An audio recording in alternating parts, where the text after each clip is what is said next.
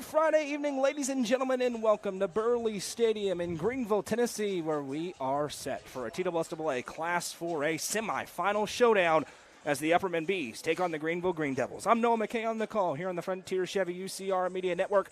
Thrilled to be joined in the press box by my friends Justin Matheny, Jeremy Tollison, and once again in conjunction with the Hive TV Student Broadcasting in Baxter, Caleb McAdam. And guys, as we gear up here, 45 minutes away from kickoff in Greeneville, the season comes down to tonight. Two undefeated powerhouses going at it this evening. We welcome you into the Crouch Team with Highlands Lake Real Estate pregame show. Whether you're watching live on our Facebook page, live on our YouTube channel, or live on the NFHS network, we welcome you in and hope you enjoy tonight's broadcast on a Friday night. And Justin, as we gear up for this one, let's take the macro view first. These are two absolute powerhouses in this classification. They're undefeated. I know two things for certain. Somebody's losing for the first time tonight, and somebody's punching their ticket to the state championship game in Chattanooga. You couldn't have talked it up even more than you did. It's two matchups of undefeated teams right here, and two teams that are very, very similar in my opinion. They play hard-nosed, downhill defense. Both these teams like to run the ball in different ways with different groups of people. I think we're going to see a very tightly contested matchup tonight, one that's a close game, hopefully into the fourth quarter. Well, when we look at the tail of the tape in this game, there's a lot to get into. That's why we are here 45 minutes prior to kickoff. The Upperman Bees under head coach Adam Kane are 13-0. Greeneville 11-0. We'll talk about that coming up, but they are 11-0 under head coach Eddie Spradlin, and these are two teams that have become perennial powerhouses within this classification. Under Coach Spradlin, the Green Devils, in their fourth season with him at the helm, they have a very impressive 43-6 overall record. They're 9-3 in the postseason. This is their first time under Coach Spradlin in this semifinal round, but that's a little bit different in the history of the school as Greeneville is making its 8th appearance in the semis. They are 5-2, and under head coach Kane Ballard from 2009 to 2018, they went 4-0 in the semifinals.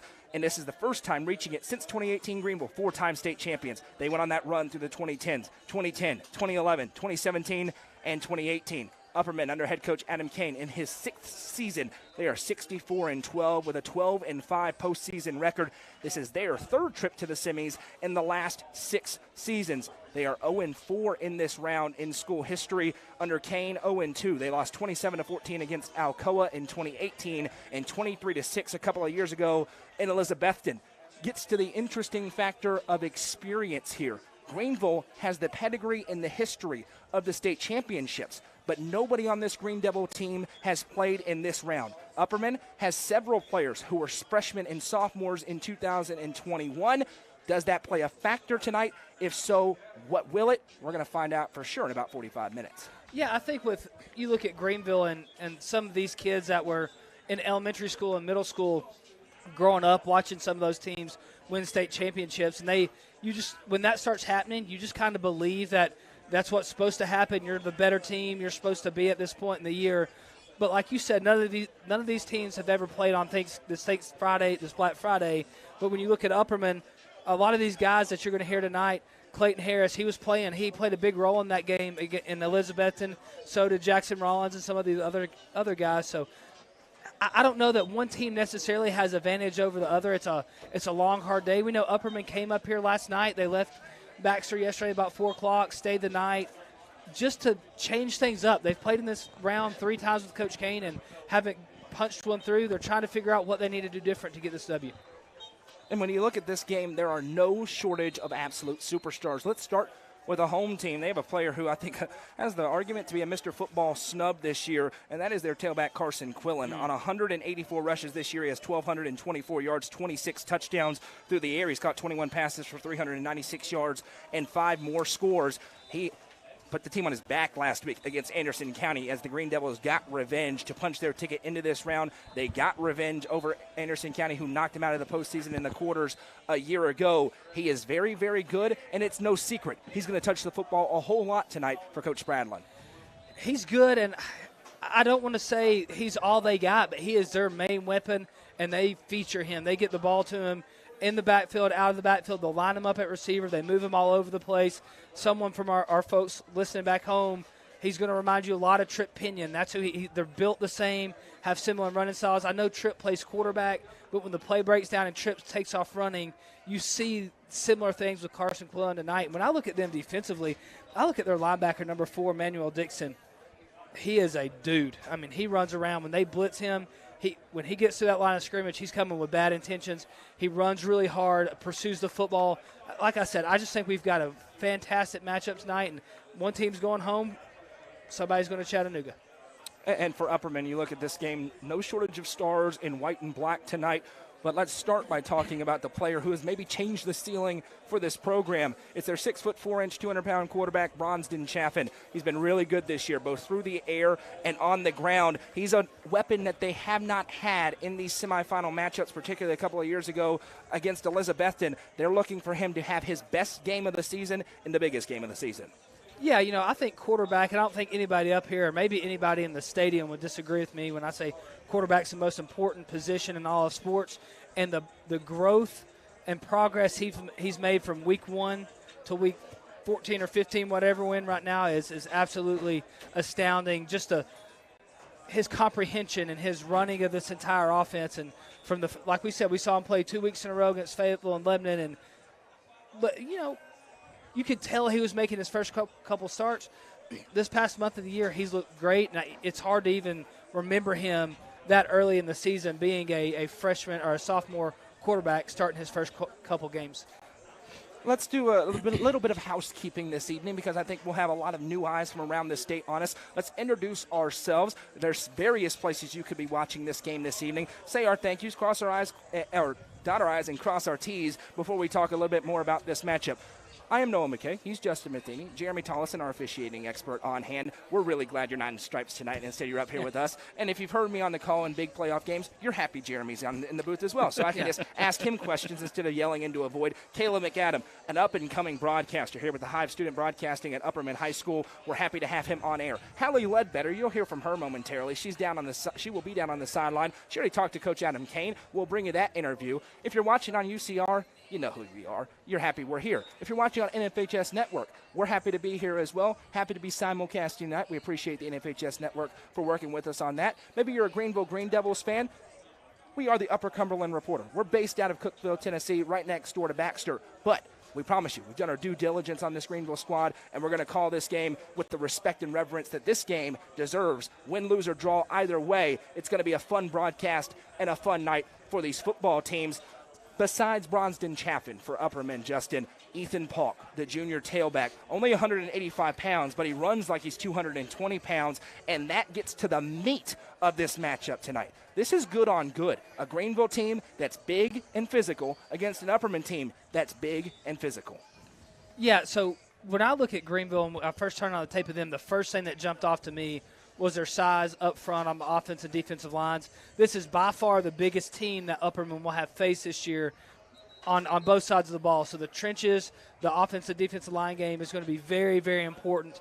And I'm going to hit this both ways, okay? For Upperman running the ball, they've got a couple backs and Chaffin running the ball as well that are used to ripping off 15, 20, 40, 50, 60-yard touchdown plays. Some of those might not go as far tonight. That run that goes for 15 or 20, that might only go for 4 or 5. A run that's going for 2 or 3, you might be hit at the line of scrimmage or in the backfield. So how do they combat that? And then on the other side of the ball, Upperman's defensive line has been their strength all year. It's allowed their linebackers, who are kind of smaller, to get in space and run and hit. If this Greeneville offensive line is able to control the defensive line and not have to double team those guys and get up to the second level on those linebackers, that's a key for me to watch in this game is how are Upperman's linebackers able to run around and try to get Carson Quillen down. Let's bring our student broadcaster in. Caleb, you were in the school all week in Baxter. What was the mood, I guess, for the first couple week of days of the week before the Thanksgiving break? We hope you had a happy Thanksgiving watching at home as well. What was the mood like in that building on Monday and Tuesday? First of all, thank you. I hope you all had a great Thanksgiving too. The 2 days leading up to the game, the mood was obviously, what is this going to be? Because this is a team that Upperman hasn't played at least as long as I've been here. And, they haven't seen physicality at this level in a very long time, probably since that 2018 Alcoa game, if you ask me. And you could tell that a lot of kids were a little concerned on how they're going to play tonight. But if you look at the confidence of this team, they've seen it all year. They've had it all year. They're looking to go into this game and show that, hey, we're here. We're ready to be ranked number 1, not just number 2 behind Pearl Cone. We'll also tell you about the host of presenting sponsors that we have this evening. We put out the call once again, and they came through in a big, big way. We appreciate all of them. You'll hear more from them throughout the broadcast. Sonia Brown with American Way Real Estate, as always. Sonia, incredible. Mac Management, Rogers Group, Henry Brothers Roofing, Baxter Family Dentistry, the Upperman High School Marching Band, a presenting sponsor tonight, supporting their classmates. Tier 1 Orthopedic and Neurosurgical Institute, Twisted Sifter Suites, and McLean Excavating. We appreciate all of them for making it possible for us to be here tonight. It is not cheap and or easy to broadcast games, and they have made it possible for us to be here this evening. When we come back, we'll continue on with the pregame show. We'll look at this matchup from every single angle as we gear up for kickoff just 33 minutes away in Greeneville. You're watching high school football on the Frontier Chevy UCR Media Network.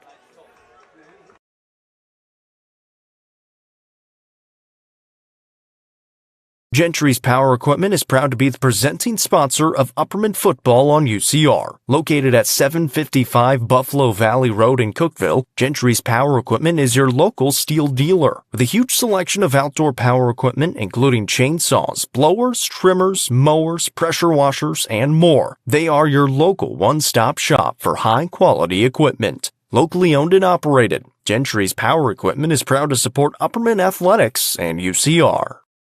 To be in your new home before Christmas? This new construction open split bedroom plan in the Honeybrook subdivision has 1,560 square feet, 3 bedrooms, 2 baths, and features all appliances including a tankless water heater, natural gas heat, and central air. Best of all, the owner is offering a $10,000 credit at closing, which you can use for closing costs or a 2-1 mortgage rate buy down or a price reduction. For more information, call owner-agent Sonia Brown, realtor at American Way Real Estate at 931-979-7145 or 931-526-9581.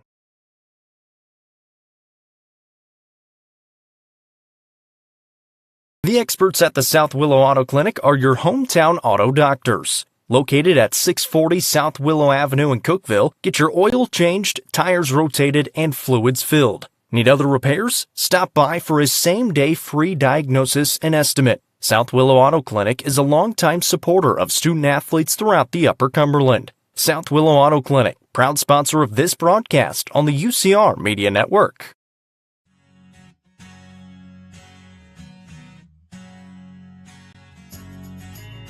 When it comes to caring for your land, you need an all-around performer to make your life easier.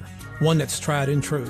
That's a John Deere compact tractor from Tri-Green Equipment. User-friendly tractors that are big on performance and operator comfort.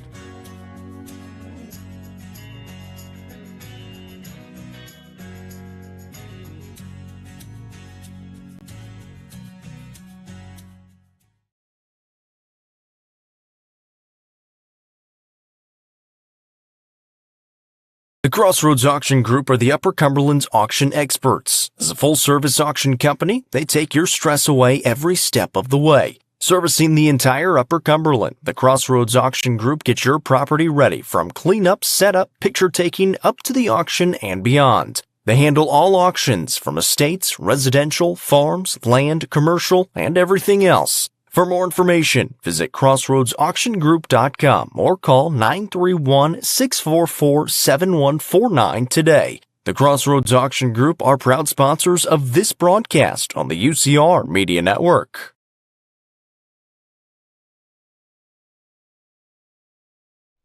Hone and develop your skills on the court with professional basketball player development from Legacy Athletics. Call 931-303-3356 or follow them on Instagram at legacy_athletics or on Twitter at jwinningham25 for more information today. Legacy Athletics, proud sponsor of this broadcast on the UCR Media Network. Frontier Chevrolet is under new management. With a community focus and a huge selection of new and pre-owned vehicles, including the 2023 Chevy Silverado and Chevy Equinox, Frontier Chevrolet should be your first stop. Call Frontier Chevrolet today at 931-823-1255 or visit them online at caseyschevy.com today. Frontier Chevrolet is proud to sponsor this broadcast on the UCR Media Network. Steel Technologies has been part of the Rutherford County community for over 35 years.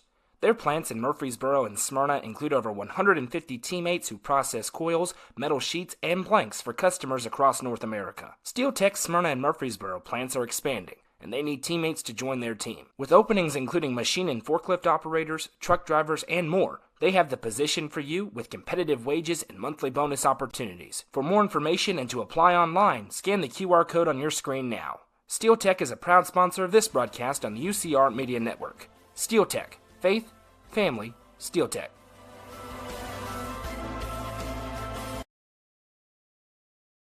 The season comes down to this. Two Class 4A powerhouses are set to battle for a trip to the state championship game as the Upperman Bees take on the Greeneville Green Devils.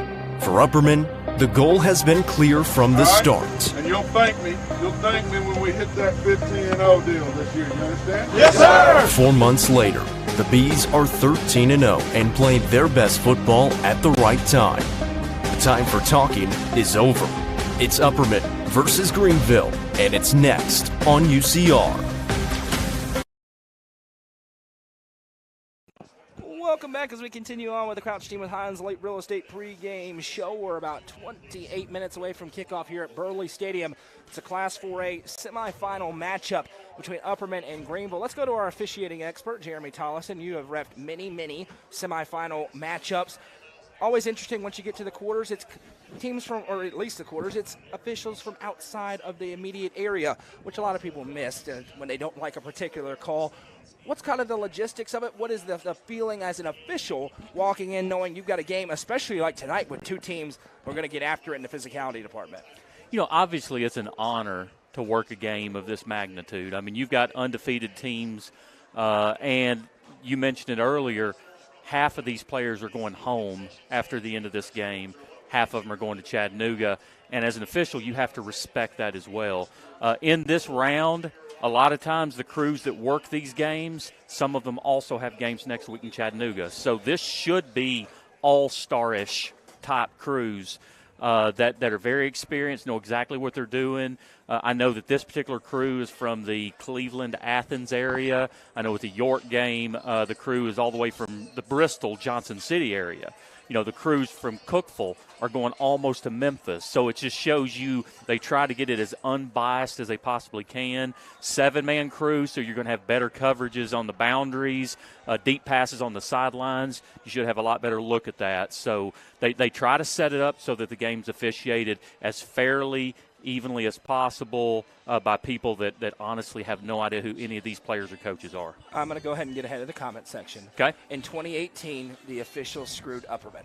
There you go. Okay. See, I just did it for them. So I will tell you this. They did it unbiasedly and did not know anybody from Upperman or Alcoa. They knew Gary Rankin. Okay, well, See, I'm the comment section right now. That's all. I just wanted to help them out. Okay, that's fair. Just go ahead and get that out there. Regardless, as we sit a few moments away from kickoff here, hey, one of two games across the Frontier Chevy UCR Media Network. Audio only over on UCR2 on our Facebook page as York welcomes in East Robertson. But it's a great audio-only crew. Jacob Vincent, the best play-by-play man in the game, on the call alongside Rusty Ellis. We've got a full crew of people here tonight for UpperCumberlandReporter.com. Hallie's on the sideline, but it's not just Hallie. Goose is on the sideline as well. Maddie is on the sideline, so we're going to have a highlight video, photos, and more. I believe Isaiah Scholes, another student with the Hive Student Broadcasting, will be joining Hallie on the sideline this evening. So we've got a full-fledged crew here. We took 2 carfuls of people wearing UCR gear up here to Greeneville tonight. Getting further into the meat of this matchup, I mentioned good on good, Justin. These are 2 of the top defenses in the state of Tennessee going at it, and they are both good in similar ways. Great defensive lines, fast, strong linebackers, and talented dudes in the secondary. I mentioned on Tuesday on the UCR Coaching Show, it's kind of like that Spider-Man meme where they're pointing at each other and they look exactly alike. These 2 defenses particularly look very, very similar. They look similar, and I just want to talk about Greeneville's defense for a little bit for everyone back at home in Cookeville watching. They're going to line up in a 4-2-5, 4-3-ish look the whole night. A couple games we broke down, we saw teams getting empty. I've got their check to that.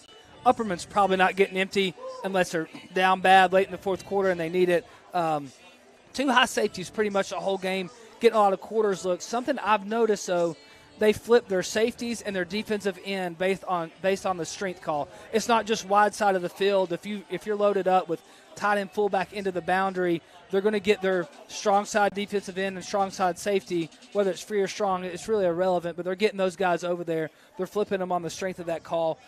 When you look at their defensive line, number 44 is Zach Christian and number 33, Bryson Myers, are two guys like the defensive end position that they're big, they're strong, they're physical type kids that really wreck shop. And then someone that I noticed limp off late last week in the Anderson County game was number 55, Quentin Humphrey. He's 6'3", 260 pounds, the biggest, prettiest looking lineman on either side of the ball for either team out there in tonight's game. And he's just – I asked somebody around here, and they said he's kind of dealt with a high ankle all season, and it's just something he deals with and has to battle through. So that's just something I'm going to keep an eye on, is his mobility moving around. And then you've already heard us talk a lot about him, is Carson Quillen. He's out there. He's playing that safety that's going to the weak side of the defense. So you look for him to maybe be able to erase quite a bit of those big runs and some of those big plays that Upperman's been able to get. Speaking of defenses, for the Upperman defense, it starts up front with their big defensive end, Clayton Harris. The senior this year has a motor that never stops. He's been a top-tier outside linebacker defensive end. He got our Mr. Football vote here at UCR. Not one of the finalists, but certainly could have been in that discussion as he's nearing double-digit sacks on the season, has over 20 tackles for loss as well. Greeneville, no doubt, knows Clayton Harris is the anchor of that line. It's not just Clayton Harris, but they're going to have to come up with a way to try to mitigate the impact he can have, because he has at times blown up games. Yeah, and where I look at Clayton is, and the way that Greeneville can mitigate him the best is just kind of what they do out of their base offense and run the football. Where Clayton really gets going is when they get teams in third and pass, and he's able to pin them back. And like you said, he's got a high motor. He's relentless. I feel a little bit that what Greeneville does on offense, they look a lot like Upperman. They want to run the ball 8 or 9 times out of 10 and get it third and fourth and short and go for it.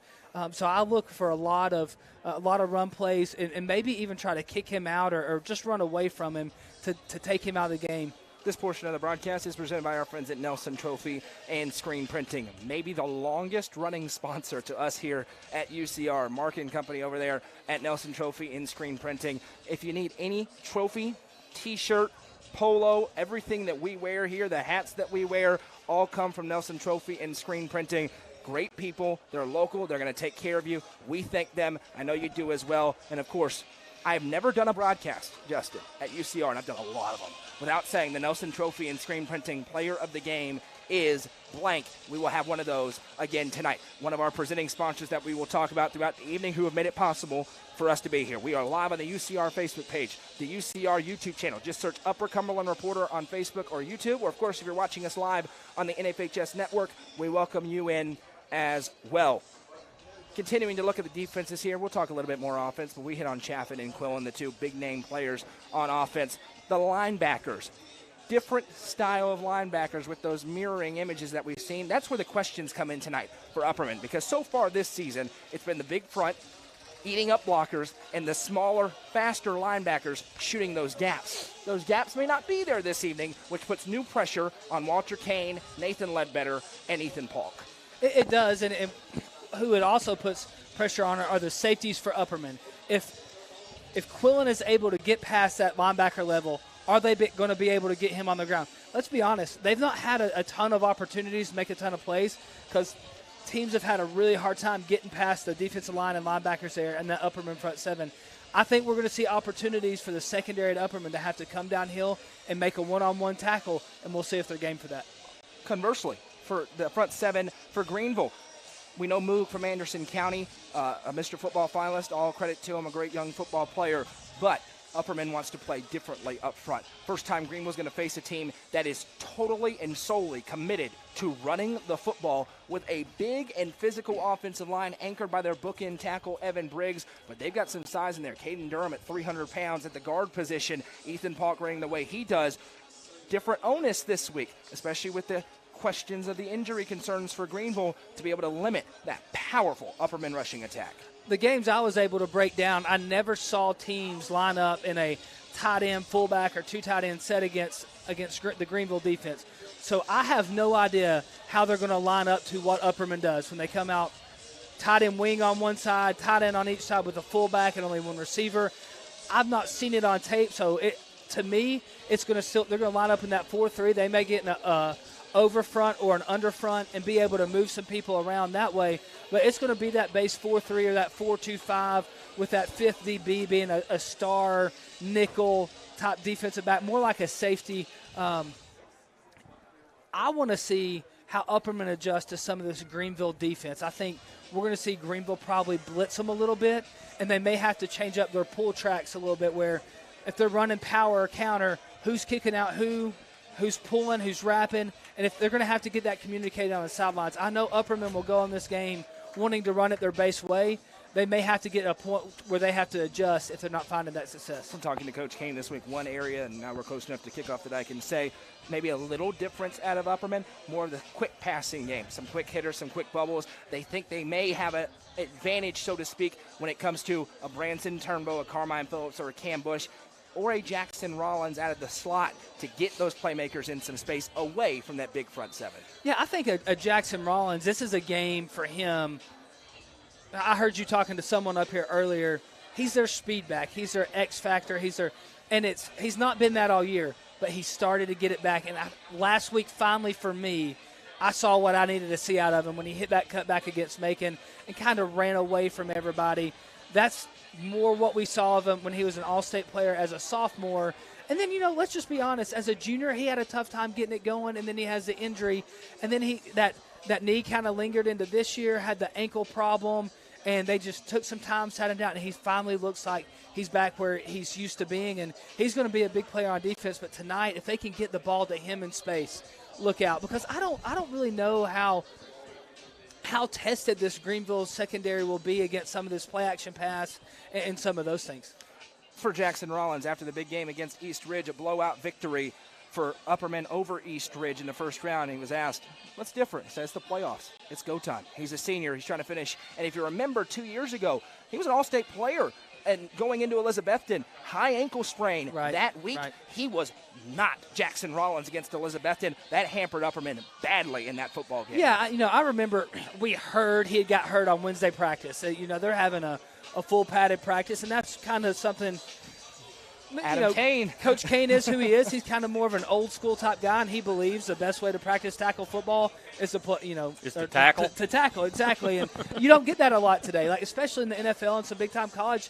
You don't tackle a lot. You don't go to the ground, and Jackson gets nicked up. And we kind of heard that rumor, and we get up there, and we're watching him warm up, and I'm like, I look at you, I'm like, oh, dude, he's not 50% out there trying to make it go. And in that game script, everything went wrong in the first 8 minutes of that ball game for Upperman. A key to the game for me tonight for the Bees is to start fast. And that doesn't mean they have to go down the field and score a touchdown in 3 plays. They just can't give up a big play to start the game. If they get to midfield and have to punt, that's okay. Just don't get down 7, 10, 14 to nothing here in the first quarter. We talked about Upperman's defense and, of course, Carson Quillen. He steals all the headlines for this Greeneville team. A player who may be relied upon to have a big game tonight for the Green Devils is their quarterback, Corbin Cannon. When you have a player like Carson Quillen, you're not asked to do a ton. But against this Upperman defense, particularly with how good they are against the run, wouldn't be a surprise to see them put a little bit more on their quarterback's plate tonight. They're going to need him to emerge and get the ball to some of these speedsters on the outside.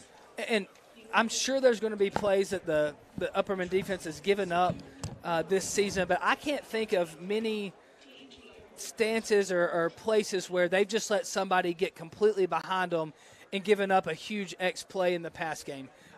That's kind of a staple they've had, and let's call a spade a spade. They've got some guys who can just really, really run and make up for a lot of ground, and sometimes they play a little bit of soft coverage. I go back to week 2 against Lebanon, and a lot of that soft coverage they play where Lebanon was able to kind of dink and dunk the ball down the field.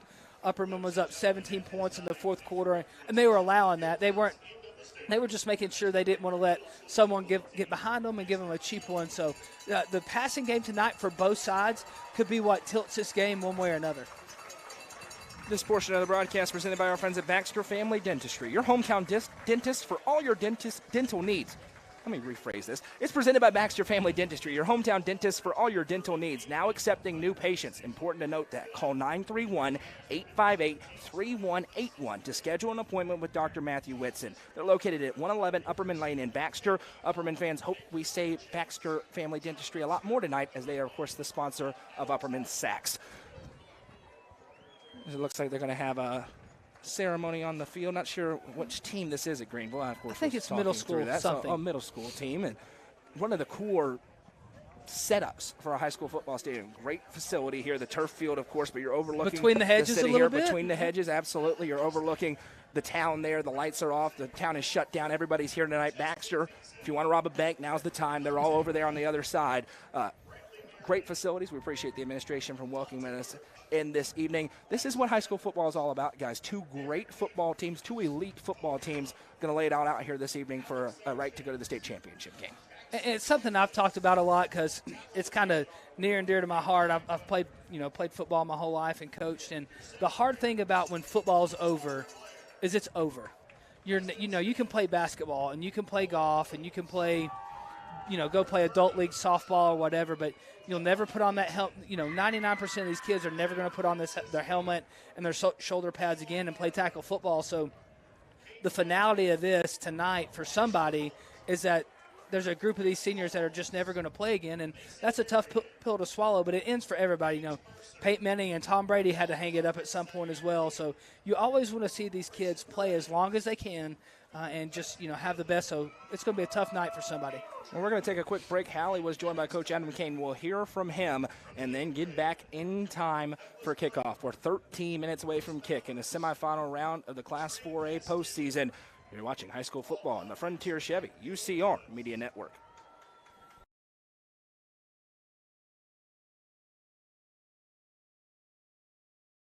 Ford Lincoln of Cookeville is proud to support the Upper Cumberland community in a variety of ways. As one of the nation's top dealerships, Ford Lincoln of Cookeville is your home to buy, sell, trade, or service your vehicle. Visit FordLincolnofCookeville.com to shop online or price your trade, or stop by 1600 Interstate Drive today. Ford Lincoln of Cookeville is a proud sponsor of this broadcast on the UCR Media Network and student athletes throughout the Upper Cumberland.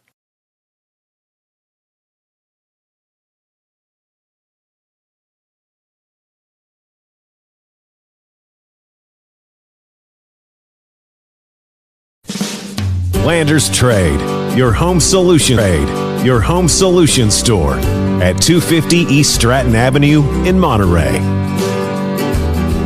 Landers Trade is your home for Milwaukee, Blackstone, and Rocky boots. Get up to 25% off during our winter closeout sale on select items at Landers Trade. 250 East Stratton Avenue, Monterey. Your home solutions store.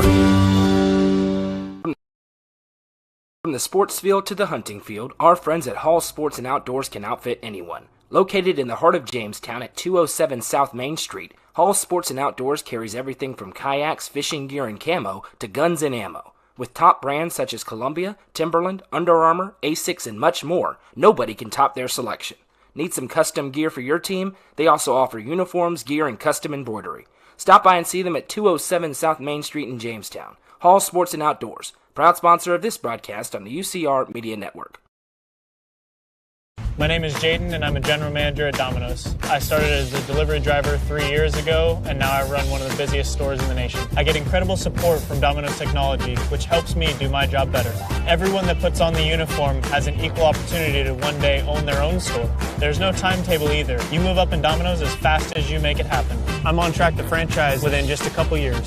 If you're interested, reach out to us. If you're not, you really should be. My name is Jaden, and I am Domino's. Folding a fitted sheet, programming the thermostat, matching your socks. Why are simple things sometimes so complicated? Thankfully, with an auto owner's insurance independent agent, getting the right coverage for your home doesn't have to be one of them. So you can get back to more important things, like finding that missing sock. That's simple human sense. Visit swallowsinsurance.com or call us today, 931-526-4025. Protecting your future, It's what we do.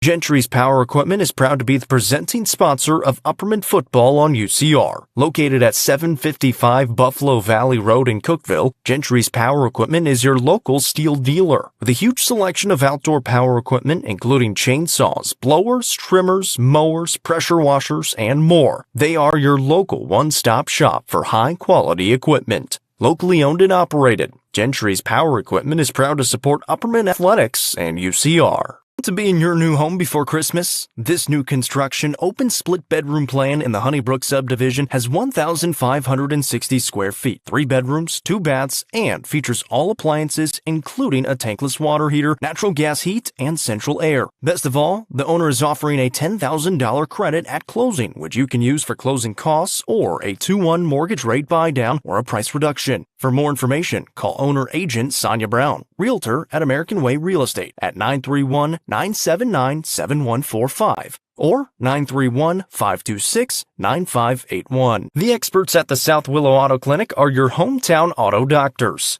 Located at 640 South Willow Avenue in Cookeville, get your oil changed, tires rotated, and fluids filled. Need other repairs? Stop by for a same-day free diagnosis and estimate. South Willow Auto Clinic is a longtime supporter of student-athletes throughout the Upper Cumberland. South Willow Auto Clinic, proud sponsor of this broadcast on the UCR Media Network.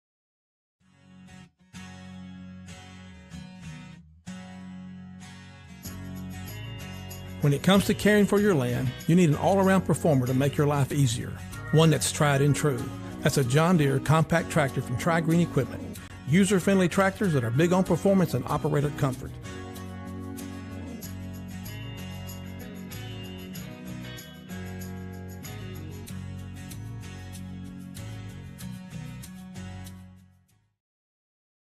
The Crossroads Auction Group are the Upper Cumberland's auction experts. As a full-service auction company, they take your stress away every step of the way. Servicing the entire Upper Cumberland, the Crossroads Auction Group gets your property ready from cleanup, setup, picture taking, up to the auction and beyond. They handle all auctions from estates, residential, farms, land, commercial, and everything else. For more information, visit crossroadsauctiongroup.com or call 931-644-7149 today. The Crossroads Auction Group are proud sponsors of this broadcast on the UCR Media Network.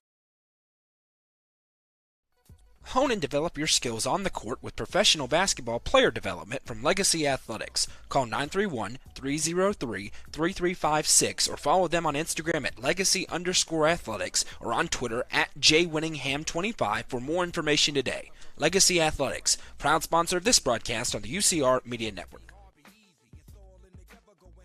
Frontier Chevrolet is under new management with a community focus and a huge selection of new and pre-owned vehicles, including the 2023 Chevy Silverado and Chevy Equinox. Frontier Chevrolet should be your first stop. Call Frontier Chevrolet today at 931-823-1255 or visit them online at caseyschevy.com today. Frontier Chevrolet is proud to sponsor this broadcast on the UCR Media Network. Steel Technologies has been part of the Rutherford County community for over 35 years. Their plants in Murfreesboro and Smyrna include over 150 teammates who process coils, metal sheets, and blanks for customers across North America. Steel Tech's Smyrna and Murfreesboro plants are expanding, and they need teammates to join their team. With openings including machine and forklift operators, truck drivers, and more, they have the position for you with competitive wages and monthly bonus opportunities. For more information and to apply online, scan the QR code on your screen now. Steel Tech is a proud sponsor of this broadcast on the UCR Media Network. Steel Tech. Faith, family, Steel Tech. Fire and Vine in Cookeville is the Upper Cumberland's home for delicious Chicago-style pizza, beef, chicken, fish, and more. Located in Cookeville's historic downtown district, Fire and Vine's food and atmosphere will keep you coming back for more. Take in stunning views with creative food and drinks on the rooftop. Fire and Vine is also home to the UCR Coaches Show on Tuesday nights. Fire and Vine is a proud sponsor of this broadcast on the UCR Media Network. Landers Trade, your home solution store at 250 East Stratton Avenue in Monterey.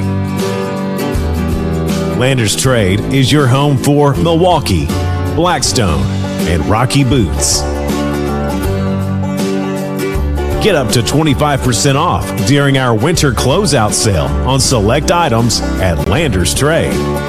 250 East Stratton Avenue, Monterey, your home solutions store. From the sports field to the hunting field, our friends at Hall Sports and Outdoors can outfit anyone. Located in the heart of Jamestown at 207 South Main Street, Hall Sports and Outdoors carries everything from kayaks, fishing gear, and camo to guns and ammo. With top brands such as Columbia, Timberland, Under Armour, Asics, and much more, nobody can top their selection. Need some custom gear for your team? They also offer uniforms, gear, and custom embroidery. Stop by and see them at 207 South Main Street in Jamestown. Hall Sports and Outdoors, proud sponsor of this broadcast on the UCR Media Network. Coach Kane, this is the biggest front seven you've played this year. How do you need to go about attacking that to have success? Yeah, well, we need to try to get double teams when we can.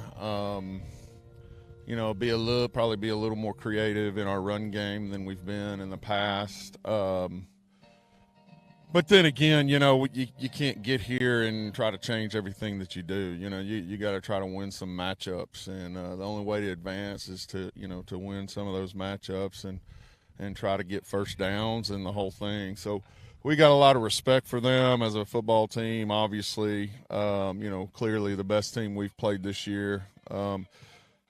But we showed up to compete, and so we'll do the best we can with our front seven, and maybe we'll have to throw it a little more than normal, but hopefully we can eke out some running game. What are some of the keys to slowing down someone like Carson Quillen? Yeah. Well, you got to play with good leverage. The guys that are supposed to set the edge have got to set the edge. They do a good job of getting a hat on a hat, and there's very few times where they're, on film where you see, free hats to the ball. So you're gonna have to play off blocks, and everybody's gonna have to play their gap. And when you got a chance to tackle him, you gotta shoot your gun and tackle him. And he's a great player. He's done a fantastic job, especially the last few weeks. And but we got to step up to the challenge of stopping him if we want to move on. Thank you, Coach. Good luck to you. Welcome back. Moments away from kickoff here in Greeneville. The season comes down to tonight. It's a Class 4A semifinal matchup. The winner heads to Chattanooga to take on the winner of Haywood and Pearl Cone. They'll get kicked off an hour after us here.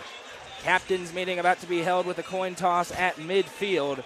Upperman's captains tonight, Clayton Harris, Jonathan Rushing, Evan Briggs.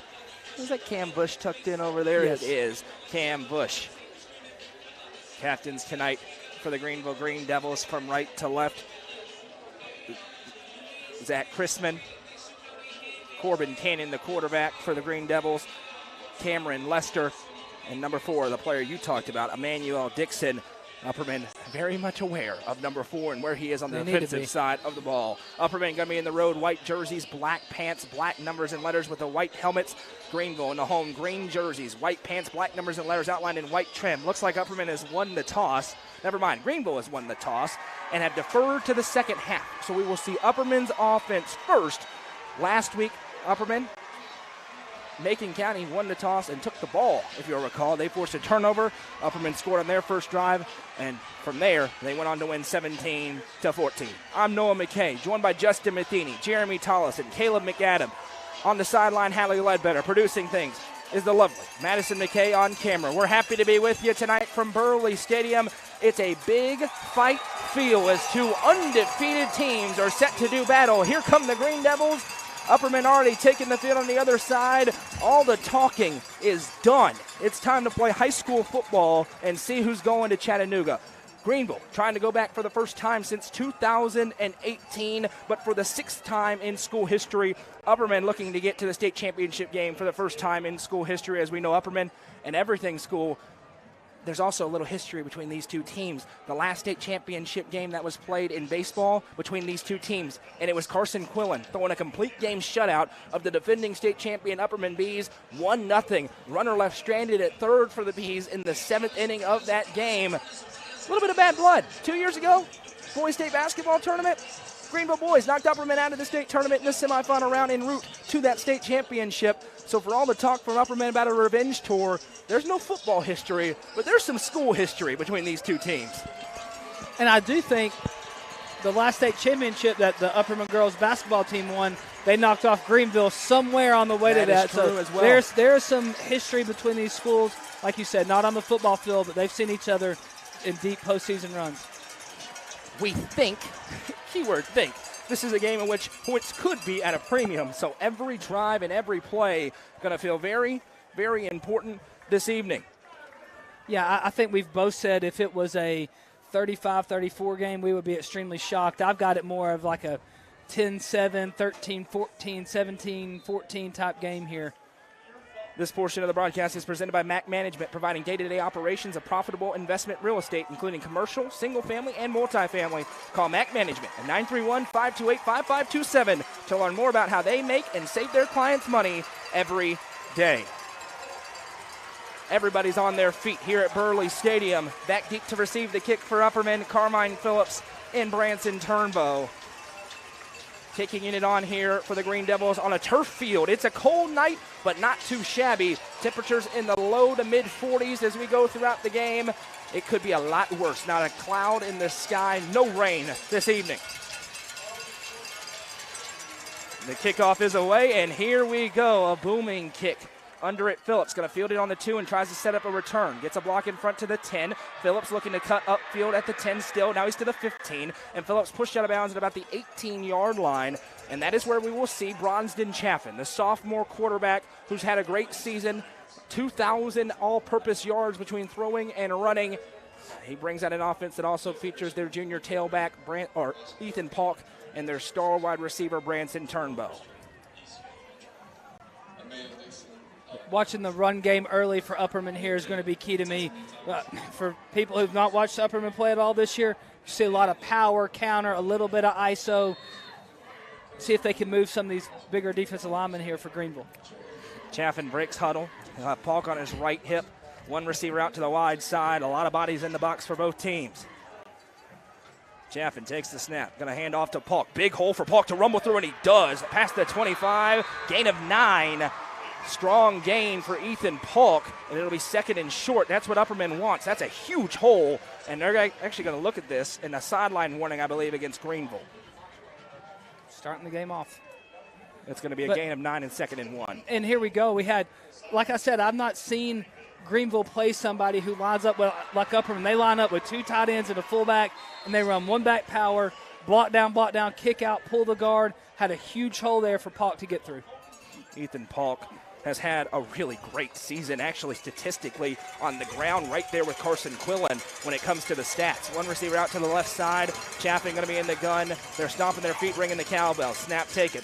Play fake. Chaffin looking to throw deep. Now he's forced to tuck it, and he's hit, and he's sacked. Getting through. They bring pressure off the edge, and they get home, something we saw just in Greeneville. They love to blitz from different angles, and that time it's Emmanuel Dixon makes the sack, and from 2nd and 1, it goes to 3rd and 7. Yeah, and they were trying to take a deep shot to Turnbow right there on the play-action pass, and like you said, they sent the house on that, it being 2nd and 1, got him back there. He never had a chance, but looking at it, they had Turnbow doubled up. We've talked about how Branson gets cut free all the time. He was not. Big 3rd and 7 play here, something Coach Spradlin talked about, getting off the field on 3rd downs. Chaffin takes the snap. He's rolling out to his right, has time, fires into the flat. It's dropped, and it's intercepted. Picked off right through the hands of Fitz, and it's intercepted by the Green Devils. And a big play by Greeneville's defense has them in business inside the red zone already. 1st and 10 Greeneville off the interception right through Fitz's hands, and it's going the other way. Yeah, and that's unfortunate. Fitz was open. It looked like he was going to wind up being a little short of the first down anyway, but he bobbles it, goes through his hands. That's when, as a quarterback, you're like, hey, man, that pick ain't on me. That shouldn't go down in my stats as a pick. But nonetheless, it is great field position there for Greeneville to start this one off. The ball actually popped out at the end of that one, went out of bounds, but it stays Greeneville ball. And now what Greeneville wanted, what they got last week, turnovers and capitalizing on them. Trips out to the right side here for Cannon. Quillen in the backfield takes the snap. They hand it off to Quillen, and he is grabbed and taken down. Upperman ready for that play. It's going to be 2nd down and 10. No gain on the play. So Greeneville right there, they line up in unbalanced. They have a tight end and 3 wide receivers to the wide side of the field, and they're running the stretch. So what Quillen does really well is he buys his time. He waits for a crease. He gets north and south. There was never anything there. Clayton was able to chase that one down from the backside. The best player on Upperman's defense stepping up when their back's against the wall here. We're 2 minutes into the ball game. After an interception, it's 2nd down and 11 here. Twin receivers each way.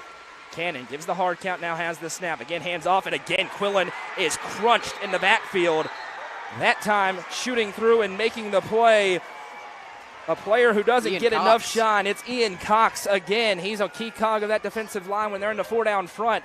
2 runs, -2 yards for Greeneville. And now this is a big play here because you're right on the cusp of field goal range. Good kicker for Greeneville.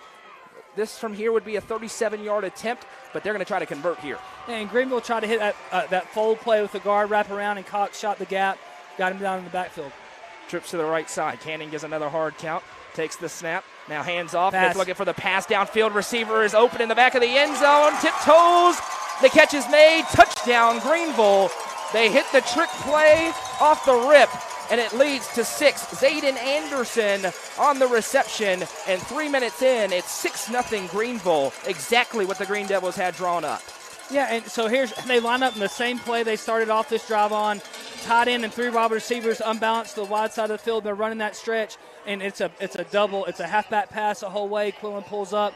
The entire Upperman secondary sucked up into the line of scrimmage to get that run stopped and got it over their heads. Kicking it on, and we've got a whistle. Not sure what it's for here. A stoppage. We're looking at it. 9:10 to go in the first quarter. It's 6-0 Greeneville. So an interception on a tip pass, and one of the Green Devils has to check out, and they'll send somebody else on. Noah Murray going to trot on here, as they made Colton Smith, I believe, check out. So now, exactly what Upperman said they couldn't have. A slow start. A little bit of unfortunate luck on the interception. Greeneville cashes in on the trick play, and it's 6-0. And don't forget, Upperman received the opening kickoff as the kick is up, and the kick is good. 9:19 to go in the first quarter. 7-0 Greeneville here.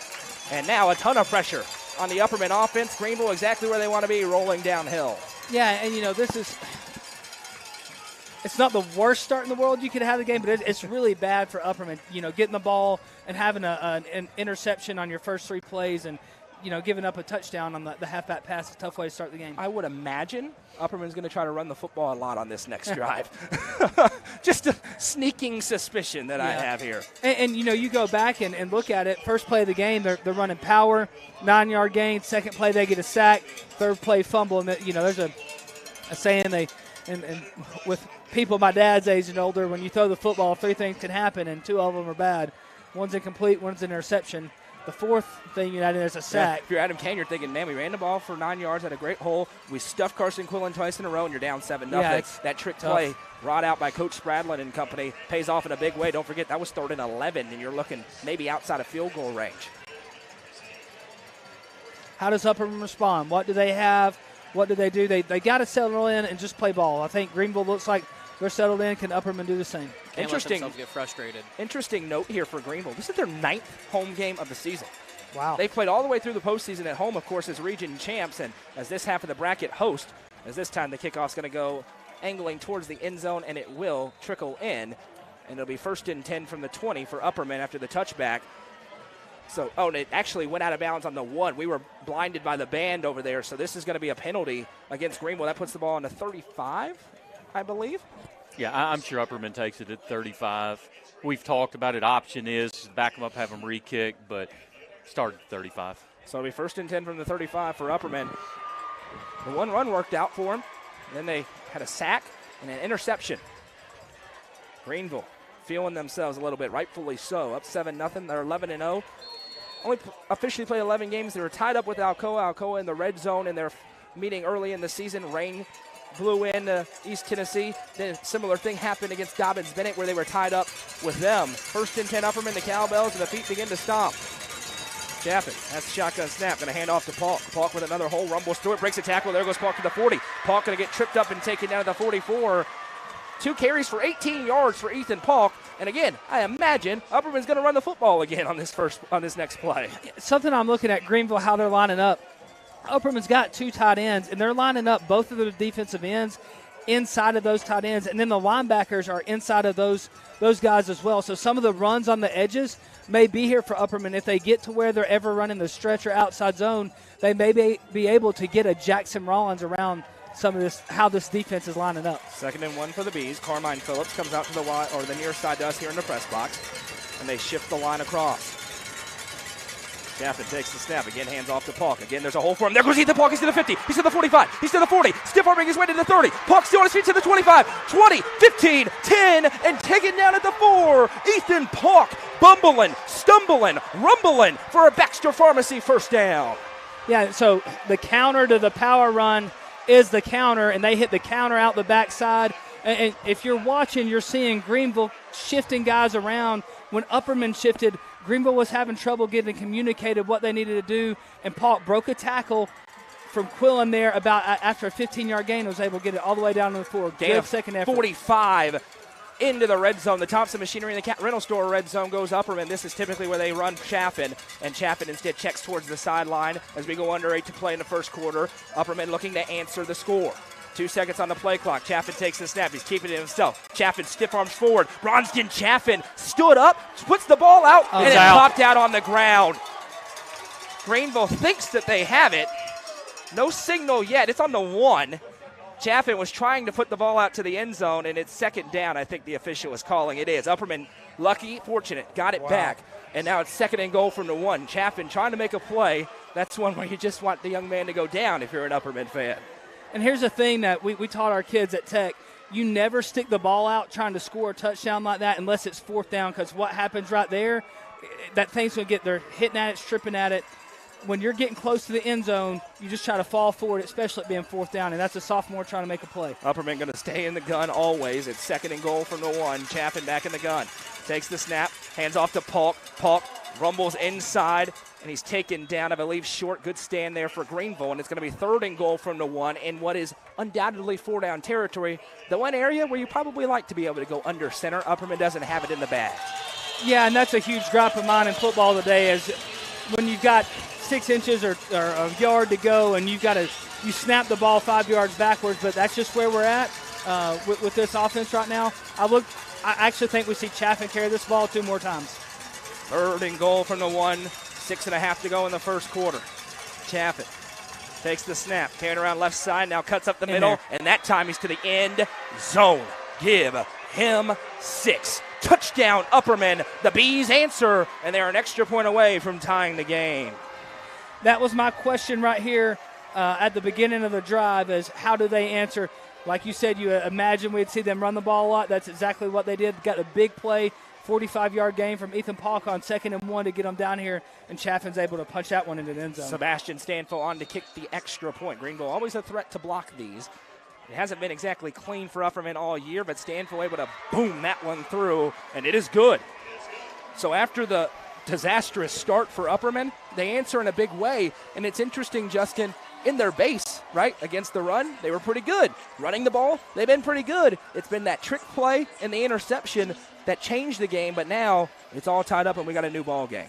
Yeah, I think if you're Upperman, you flush that first play and, you're down 7 and you've got the hill to climb back and fight out of that, and you showed you can do it. Can you just get settled in a little bit here? This portion of the game presented by our friends at Henry Brothers Roofing. Call 931-854-1027 today so Henry Brothers Roofing can help solve your roofing issues today. Henry Brothers Roofing, where you don't pay until the job is complete. We appreciate Justin, Scott wants to know if you're changing your 10-7 prediction. Well, it is. There's been a lot more scoring in the first 6 minutes of the game than I anticipated. But hey, for sure. Interesting. We'll see what Greeneville's offense does on this possession, guys. But Upperman, we mentioned, Greeneville hasn't faced a team that runs it quite like Upperman does. Greeneville certainly could adjust to that, though. They've got the size, but their base defense appears maybe to need to be tweaked just a little bit this evening. As Stanfield's kickoff is away, going to be fielded on the 18-yard line. And a big hole to the right side. The returner goes past the 30. Weaving with blockers in front to the 35. Stutter steps, and now will be hit and driven backwards, taken down at about the 38. And now we've got extracurriculars and 3 flags all in the same place.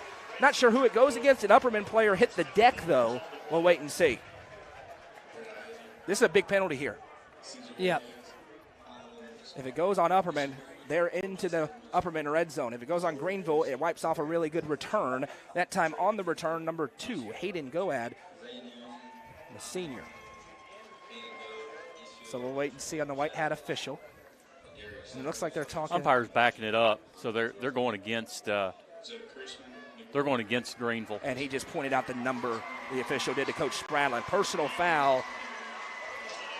Or is it a hold? It's a hold going against Greeneville, so that'll back them up 10 yards. It puts them all the way back to the 24-yard line. I think that was a 15-yard variety. If the umpire gives a 3, that's for 15 yards. A 2 is 10. What's the difference and a 1 with is those 5. two? Help us out. I'm just saying if it was a hold, right. it was at 10 yards. It looked like he gave the hold signal. And he marked it off 15. All right, thanks, sir. 1st and 10. That's why Jeremy's in the booth. I don't have to be confused anymore. It's great. Two receivers go out to the left side. Now the Upperman fans making a ton of noise on the other side. Cover 0 from Upperman. 4 receiver set. Man in motion across the line. They love to hit that wheel out of this. Snap taken. They're going to fire it. The quick screen goes right through the receiver's hands. Is it incomplete? It is. And it'll be 2nd and 10 upcoming here for the Green Devils. Cannon just looking for the quick hitter, something they love to do, Justin. I mentioned the wheel. They love to hit wheel routes, but also just get it into the receiver's hands and let them make plays. I'm going to tell you, Greenville's coaches in the box are going to be saying, hey, they were cover 0. They did not bump over with that motion. When you're in cover 0, it's cat coverage. You got the guy across from you. When they motioned the number 2 receiver to be number 3 over here, nobody went with them. They were outnumbered. Have your eye on that for a big play later. That was an 11 Oak Nutrition touchdown for the Bees, by the way. 2nd and 10. Snap taken. Handoff goes to Quillen. Quillen looking to bounce it again. Nothing doing. He is taken down and a flag. Is it going against Upperman, you believe, Jeremy? I believe they're calling a face mask. Okay. Even though it was a big stop for Upperman. They have totally stifled Quillen so far on 3 plays. It's a big call here. From my vantage point, I don't think he had the face mask. However, they're a lot closer than I am. And that's the discussion right now, I imagine. They could wipe officials. this off. And they are not. They're calling a face mask, the 5-yard variety against Upperman. So that makes it 2nd down and 6 here for Greeneville after Quillen was stuffed in the backfield. Make it 2nd and 5 as they give him the 28-yard line. And again, it may very well been a face mask, but in my opinion, in a game of this magnitude, a slight incidental face mask, you just let it go. Trips out to the right side, 1 to the left. Cannon going to be in the gun with Quillen on his right. Takes the snap, play fake. Looking right, fires in the middle of the field. Receivers there, and he makes the catch. He'll be cut down there at the 36-yard line. They needed 5. They got 7. That's a 1st down for the Green Devils. And I said, got him. They're running a spot concept, and Upperman is just going. They rolled their backside safety down in the box. You can tell they're loading up to stop the run. I'm going to anticipate Greeneville going to throw the ball a little more because Upperman's defense, through 3 run plays to Quillen, hasn't given up anything. And that's what we heard from the Upperman coaches. They were going to sell out to stop Carson Quillen, or at least try to slow him down. 4 receiver set again. Snap is taken. They're going to hand off to Quillen. Again, he runs into the middle of the defense. And again, Upperman's defense says no. It's Evan Briggs, first one there. Walter Kane and Ethan Polk in there as well. And nowhere to run. It's 2nd and 9 as we go to 5:12 to go in the first quarter. And that's the first play for the Upperman defense right there that I saw them in the traditional cover 3 look. They had Jackson Rollins out there in the middle of the field. Theo Brown rolled down here in the box, and they went, just cover 3 deep, 4 underneath, and we're still able, and that's a pass defense, they were still able to keep Quillen under control. Under 5 minutes to go here in the opening quarter, 4:50 and ticking, and we got a timeout called by Adam Kane. If you've never watched an Upperman football game before, that is certainly expected. In the first half, if they go into half with any timeouts left, they're either up big or it's a surprise. He will burn them in a hurry. He burns them, and he's not I like this about him, being an old defensive coach, because he is too. He'll call my defense more than he does on offense a lot of time. If they've got any questions, I saw the Upperman defensive line right there. A couple guys had their hands up, didn't know what the call was. Just take a timeout as opposed to not having everybody on the same page and giving up a cheap one. 2nd down and 9. It's 47 degrees and dropping here in Greeneville. It's football weather out here today. No rain, sleet, or snow. We hope you had a happy Thanksgiving with you and your family. Here on Black Friday, we got ourselves a great football game. If you are trying to watch on YouTube, make sure you click the live button. There's a live option on our YouTube channel, and you'll be able to see it there. If you're watching on an NFHS network, we welcome you. If you're watching on our Facebook page, as always, please hit that like button, hit share, helps us out a whole bunch for these live streams. Out of the timeout, 2nd and 9 for Greeneville. We're tied up at 7. They're going to go trips out to the left side, one to the right. Cannon motions a man across. Snap is taken. Looking to throw. Looking deep. Fires. Receivers open, and he makes the catch. He's to the 40, and he's going to get hit and slung down. Again, Upperman loading up the box. It's allowing passing lanes, and it's another reception for Hayden Goad. He, the senior, moves the chains into Upperman territory to the 38. Yeah, and they started out in a kind of 2-receiver stack with three wide, motion in to a bunch and ran 4 verts out of that. A cover 3 beater is 4 verts, and that's what they got to hit that inside seam. 4-receiver set again here. A little bit of tempo for Greeneville. High snap, play fake. Cannon fires to the outside. Receiver makes the catch. The ball's out. Fumble. It's free, but it's recovered by Greeneville, and now there's the carry inside the 20. Greeneville gets the break. Jeremy, does that go to where the fumble ended? Where does it go? In high school, if he can advance it, any player can advance it. There you go. So, fortunate break. Upperman had one on the other end as a fumble was recovered on the 1. This time, Greeneville ends up getting 20 yards out of it as it'll be 1st and goal from the 10. And what we got right there from the Greeneville offense, they hit an RPO bubble. They read the zone read. Upperman stuffs it. Quarterback keeps it out the backside, throws the bubble off of it, and the receiver just bobbled it. He had to make a play one-on-one. Lucky for Greeneville to pick that one up. 1 receiver to the left, 2 out to the right. Cannon in the gun, takes the snap. Tapes it himself, and he gets hit and crunched down. Walter Kane finished him off after Ethan Paulk got to him first. Gain of a couple. 4 minutes to go in the first quarter. We're tied up at 7. Greeneville looking to take a lead. And so what Upperman's doing, and it's exactly how I would play it, when they're running the zone read, that backside end is chasing the running back. They're wanting the quarterback to keep it. They know 12 can beat them. The quarterback can't. Walter Kane scrapes over the top, gets him down there for a 2-yard gain. Greeneville usually lethal in these situations. They broke out the trickery the last time and cashed in. 2nd and goal from the 8. Cannon takes the snap, gives off to Quillen. He bounces off of 1 tackle, still on his feet. That was a heavyweight collision. Hopefully everybody's all right. And it's going to be 3rd and goal from the 6. Not sure who that was for Upperman, but that was a stiff shot leveled as they met him. And I believe it was number 42 for Upperman. That's Colton Johnson, the freshman, getting action tonight. Really nice play from Colton there. Pulling his trigger, seeing the key, running out there.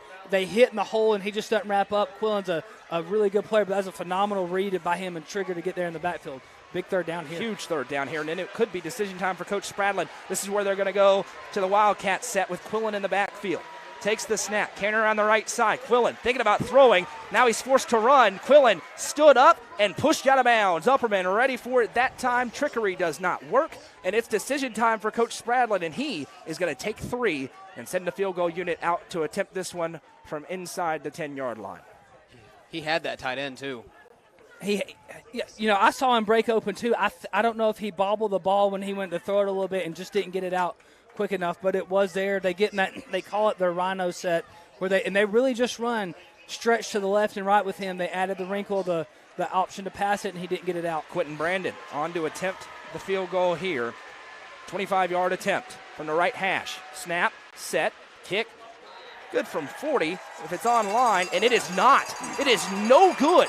Missed, I believe, wide right. Had the distance, but Upperman bows up defensively. New life for Upperman, 1st and 10 with 2:46 to go in the first quarter. That's huge for them, too, because, that puts a big smirk on Adam Kane's face, and it gets that offense confident and ready to get back out there. This portion of the game presented by our friend Sonia Brown with American Way Real Estate. Call Sonia, 931-979-7145. Incredible. Sonia Brown is awesome. I had mentioned before, every time I call her and ask her if she will sponsor something, she has never told me no, and I ask a lot. I appreciate it, as I'm sure all of you do as well. Big opportunity for Upperman back in a tie game. Trips out to the right side, and Jackson Rollins is in the backfield with Bronston Chaffin. Snap taken. Hand off to Rollins. Rollins wiggles through, breaks 1 tackle, and then the cavalry arrives. He's taken down after a gain of 2, 2nd and 8. Rollins more than a capable ball carrier. Ethan Paulk, he's had a lot of work on both sides of the ball. Some physical work in that linebacker position against Carson Quillen, so probably a wise idea to give him a little spell. Yeah, might as well use as many backs as you can tonight. And Upperman goes unbalanced there, trying to catch Greeneville, having to overshift to something and sneak a quick run in there to Rollins, but they lined up pretty good to that one. Trips out to the right, 2:12 to go in the opening quarter. Same formation. It's been a fun game so far, and we're just getting started. Chaffin takes the snap, hands off again to Rollins. This time he jump cuts forward, pinballs off of tacklers, and will be taken down at the 28. Got hit at the line, ends up getting about 5. And this is where Upperman wants to be. It's where Coach Spradlin said Greeneville has to be great tonight. 3rd and short. Last week, Macon County couldn't get off the field in this situation. We'll see if Greeneville can. Yeah, and here's where I expected, as they're bringing Jaleric in, just them to stick to the run game. And this is where I said in the pregame, a defensive battle. Punting the ball is not the worst thing in the world here when you're playing this type of game. Coach Adam Kane calls timeout again. And maybe out of the timeout, this is a place where they love 21 to be in the football game with a little bit of that power dynamic to them. And they were going with the same formation, this unbalanced with 2 receivers on the ball and 1 off right behind them. I kind of thought with it being 3rd and 2, you would see them put 2 tight ends and a fullback back in the game. Listen, contrary to some belief, we watched a ton of football. We watched a ton of high school football. We both felt like this was an evenly matched game. And so far, there's been some craziness. But I think we've seen that. These are 2 really good teams, and I think we're set up for a 4-quarter fight tonight. Yeah, I'll speak to the idiots on Coach T. That's what you're alluding to. Not all. Saying not all, but some of them saying I that this love Coach game, T. and hey, it may get to a running clock one way or another. But early on, we were told from the onset how dumb we were, that this game was going to be over while was Upperman even coming up here. They've already booked their hotels in Chattanooga. It's here we like, go. That's why you play them. So you can sit here and criticize what we do all you want, but I think we have a good feel of what's going on. We typically have that pretty well. They're about to get kicked off in about 30 minutes over on UCR2. Audio only. York against East Robertson. Trips to the right. Big 3rd down and 3 play here. Make it 3rd and 2. Chaffin takes the snap. He's going to keep it himself. Bronston Chaffin with a 1st down and more. Just barreling over defenders. Bronston Chaffin, how do you do, young man, on a gain of 11 and a Baxter Pharmacy 1st down. Pharmacist Lena Huddleston. Jared is your hometown pharmacist located at the Crossroads. Greeneville defenders might need a pharmacist after that one. That's a good physical run. I think this game tonight, we're going to see that all night. Lots of quarterback power. I said it last week. When it's the biggest moments in the game, I think they're going to leave the ball in the hand of their best player, and that's their quarterback. 1st and 10 Upperman. Time ticking down here to a minute to go in the 1st quarter. Rollins stays in the game. Snap taken. They'll give it to him. Rollins around left side. Gets caught in the backfield and taken down. Best run defense of the game for Greeneville. A gain of half a yard. It'll be 2nd down. And this is something Coach Spradlin talked about, Justin. Upperman churning the clock and that you have to cash in on your possessions. Greeneville just did it, and you may not talk for a while and now or play for a while, and one of the Green Devils just hobbled off. Yeah, that's a big piece. Drew Ambrister, the junior linebacker, hobbled off the field there, favoring one of his legs. And he's their Sam linebacker, so that some of those weeks I run, he goes out of the game, they immediately put the tight ends and fullbacks back in there, looking for him to match. Favorable spot for Upperman, 2nd and 9. Handoff goes to Rollins. Rollins again barrels through the lane and will get cut down and marked down at about the 46-yard line. And here we go. This is where games are won and lost, but we're going to have a break to be able to think about it, as when we come back, it's going to be 3rd and 5 for Upperman. The end of 1, all tied up. Greeneville 7, Upperman 7. You're watching high school football on the Frontier Chevrolet UCR Media Network.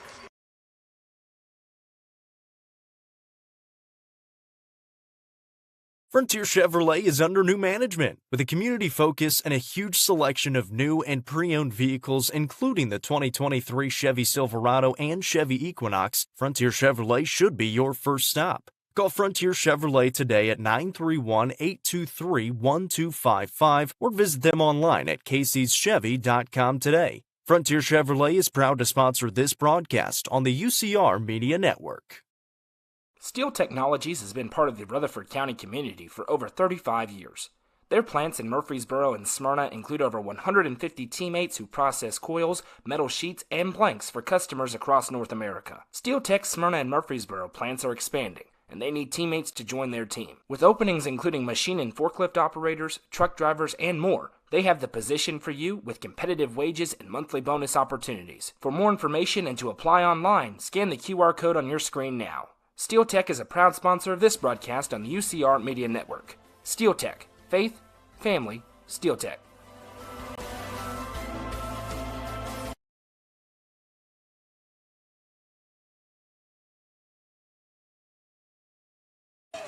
Welcome back. 3rd down and 5 here for Upperman. They're on the Greeneville 46-yard line in the semifinal round of the Class 4A postseason. Ethan Polk back into the game. Chaffin motions Phillips, takes the snap, play fake. Chaffin's going to keep it himself. A big hole for him. He's got the first down and more. Spins past the 45. And right now, we were talking in the break, guys, gain of 10. Upperman really running the football at will. As we've seen them do all season, we wondered if that would happen tonight against this Greeneville front. Still a long time to go. Baxter Pharmacy first down.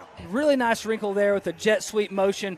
Got those Greeneville linebackers to bump over a little bit. That was just a fake the whole way. It wasn't a read. And Chaffin kept the power down the backside. Picked up an easy first. Questions in the comment section on Facebook. Yes, it is predetermined every year. It flips between regions. Who hosts in the quarters and semifinal rounds? Your record doesn't matter. Greeneville could be 5-5. They would have hosted this game. And, of course, they're not 5-5. Snap taken. Handoff goes to Polk. Polk rumbles through again and finishes another physical run for a gain of 6. Extracurricular activities. A B and a Green Devil tied up together. It's going to be 2nd and 4. Don't forget, Greeneville will receive the second half kickoff. You know, it's so good for Upperman getting to play a team like Greeneville and winning on the line like they are right now. Because if they have to go next week and play against Pearl Cohen, a team that's got a scary defensive front, this gives them great experience, and it gets them ready for a game like that if they make it out tonight. Caleb McGavin, student broadcaster with the Hives TV at Upperman High School. Yeah, a long way to go through this one. First, Greeneville may have something to say about that, but a good point. Receiver out to the right side, 2nd and 4. Chaffin takes the snap again, just going to hand off to Polk. Polk with that just prototypical patented stutter step through, gets the extra yards, and that's enough for a Baxter Pharmacy first down for Upperman. We're getting power, counter, power, counter, power, power, counter. That's all they're going to run it the rest of the night. And that's the 2 runs they got. And then you'll see the quarterback run mixed in there, and it's quarterback power, quarterback ISO, quarterback stretch. To me, from what I've seen in a quarter and 2 minutes, 2 tight ends and a fullback and a running back should be the bell cow the rest of the night. 1st and 10 Bs on the 34-yard line of Greeneville. Everybody's in the box. Snap taken. Hand off to Polk again. Polk with another big hole, and he is carrying defenders inside the 30 near the 26 where he's taken down. That time, Justin, I can do some quick math. 22 people in the box, and it's a gain of 6 for Upperman. So my antennas went up right there because that was Carmine Phillips motioned in right there off the tight end.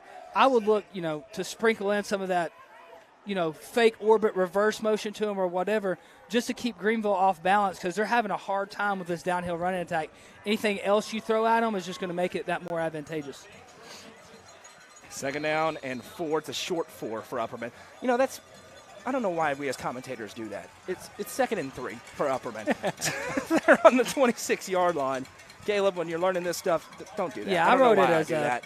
+7 counter, yeah, 2nd and 3. I don't know why we do that. That's coach versus commentator. We just make it different. It's a long 3. One receiver each way. Polk in the backfield with Chaffin.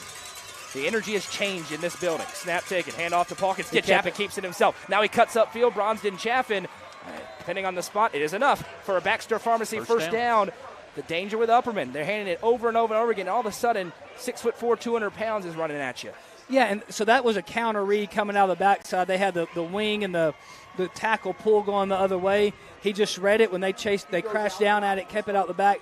But that's where the Greeneville secondary kind of every week from here before this, that might have been a touchdown for Bronsden. Right. They kept it down for a 4 or 5 yard gain. And that's the nature of the semifinals. Those 15-yard gains are 2, and that's still a win. Ethan Polk in the backfield with Bronsden Chaffin. One receiver each way.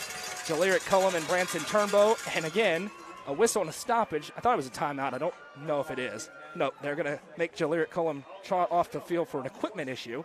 And Carmine Phillips going to come in for him. And I've noticed Upperman, they have put in an extra tackle here.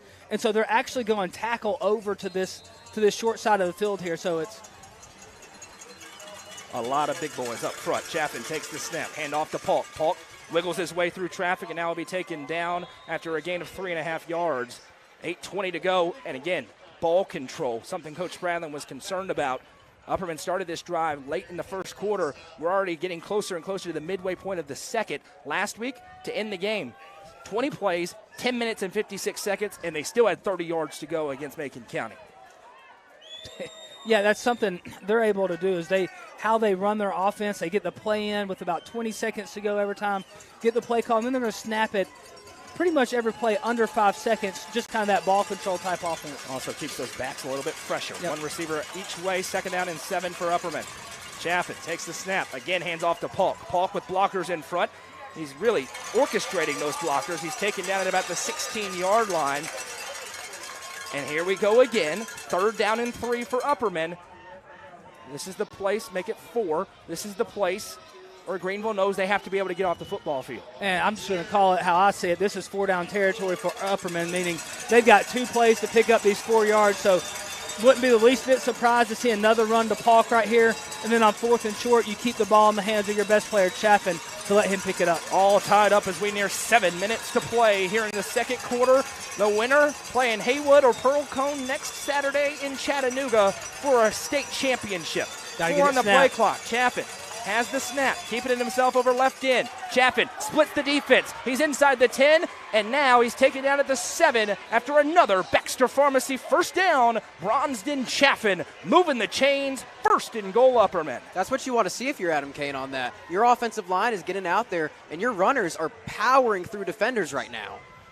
Yeah, and Chaffin, there was a little, he got kind of yanked around by his neck or the I don't know, something just kind of funny went on at the end of that play. Starting to get a little chippy out here as these two teams settle in a little bit. We anticipated a 4-quarter fight. Not everybody anticipated a 4-quarter fight, but we got one tonight. But we're here the in East morons, Tennessee. right? We're just better. 2 receivers go out to the left side. Paul going to be in the backfield, I should say. Motion man across is Phillips. Snap taken. Going to hand off to Paul. Paul with a big hole in front. Pinballs his way near the goal line. There's a pile up there at the 2. He's pushed backwards. 2nd and goal. Upperman probably okay with it because that clock continues to tick away. Under 6 minutes to go in the first half.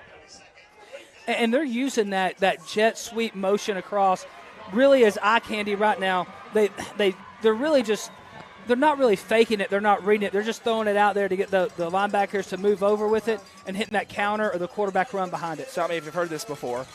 This is a 14-play drive for Upperman as Chaffin has 2 receivers to the left on 2nd and goal. Motion man across, Fitz, snap taken. Play fake, Chaffin will keep it himself up and over. No signal yet. Give him 6. Touchdown, Upperman. Bronsden Chaffin from 2 yards out. Every bit of 6'4" over the top. And Upperman leads for the first time in a semifinal game ever. Wow. Talk about confidence right now. Obviously, your first drive, you almost throw a pick 6. Luckily, your receiver's able to tackle him. And then, obviously, you fumble down at the goal line. And now you're leading this game by 6 and hopefully 7 points. Handful to kick the extra point. The Greeneville fans a little bit restless beneath us. There we go. Extra point is up.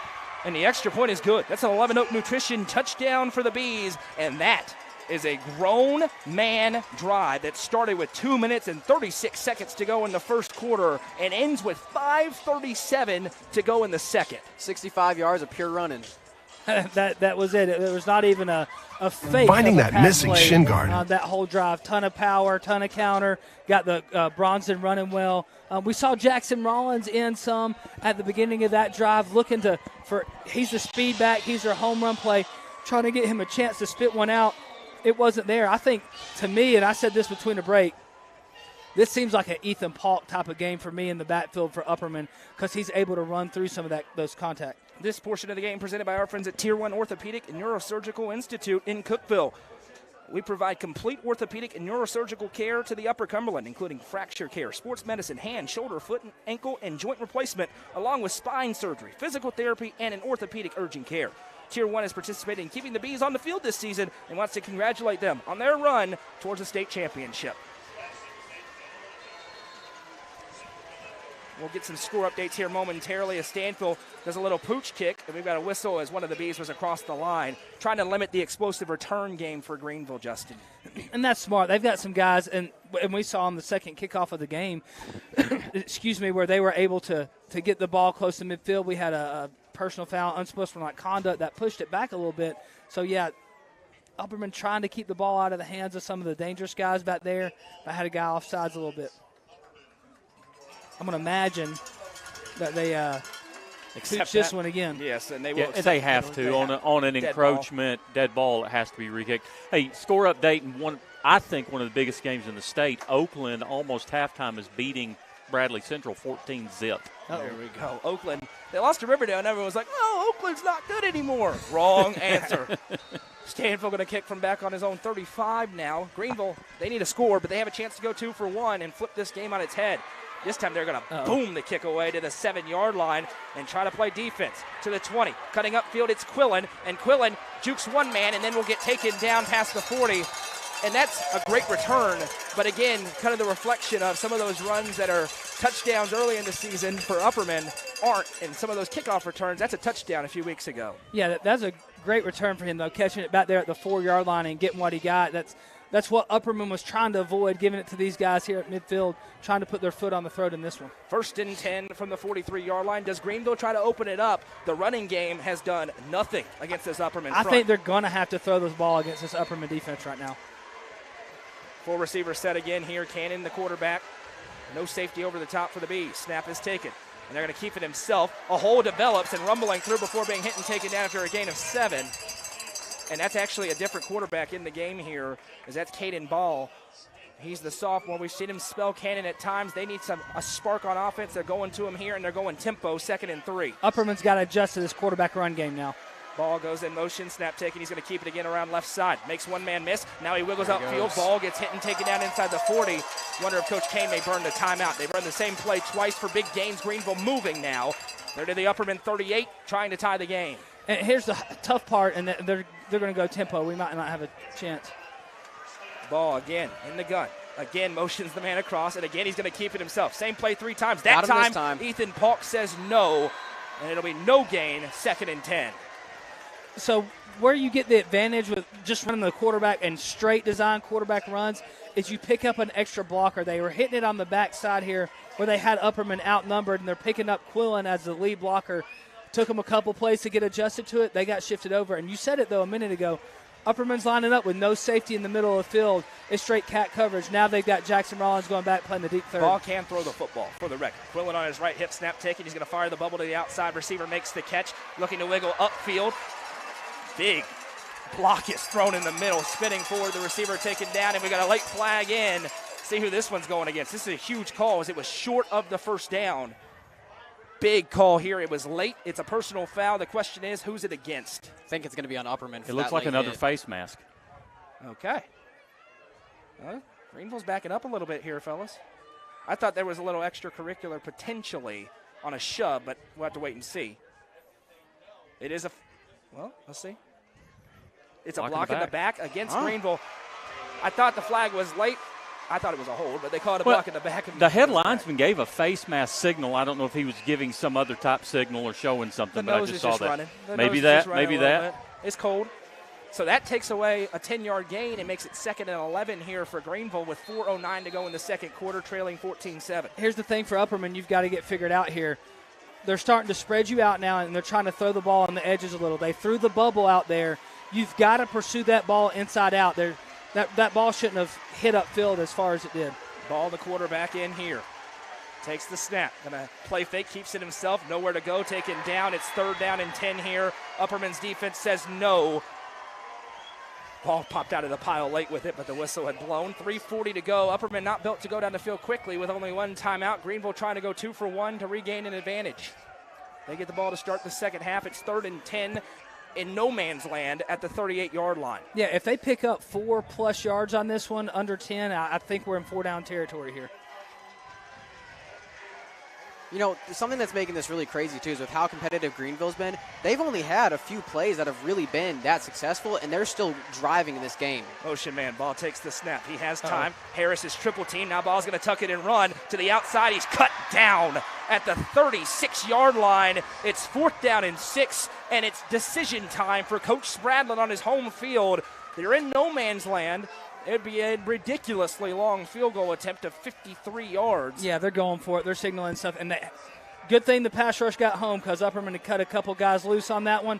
That's the thing. You still got to throw it, still got to catch it. And that guy we talked about, Clayton Harris, making a play. One thing officials need to look for on this play, the guy in motion is cutting up field well before the ball snap. 4th down and 7 here. That's a false start. Motion man across. Here he goes again. Taken. Ball dropping back. He has time. Now he's forced out. Still looking downfield. He's in trouble. He's being hit. Flips it ahead to Quillen. Quillen at the 32. And Great he's taken tackle. down. He is short, and it's Branson Turnbow who says, we'll take that football back on the great open field tackle.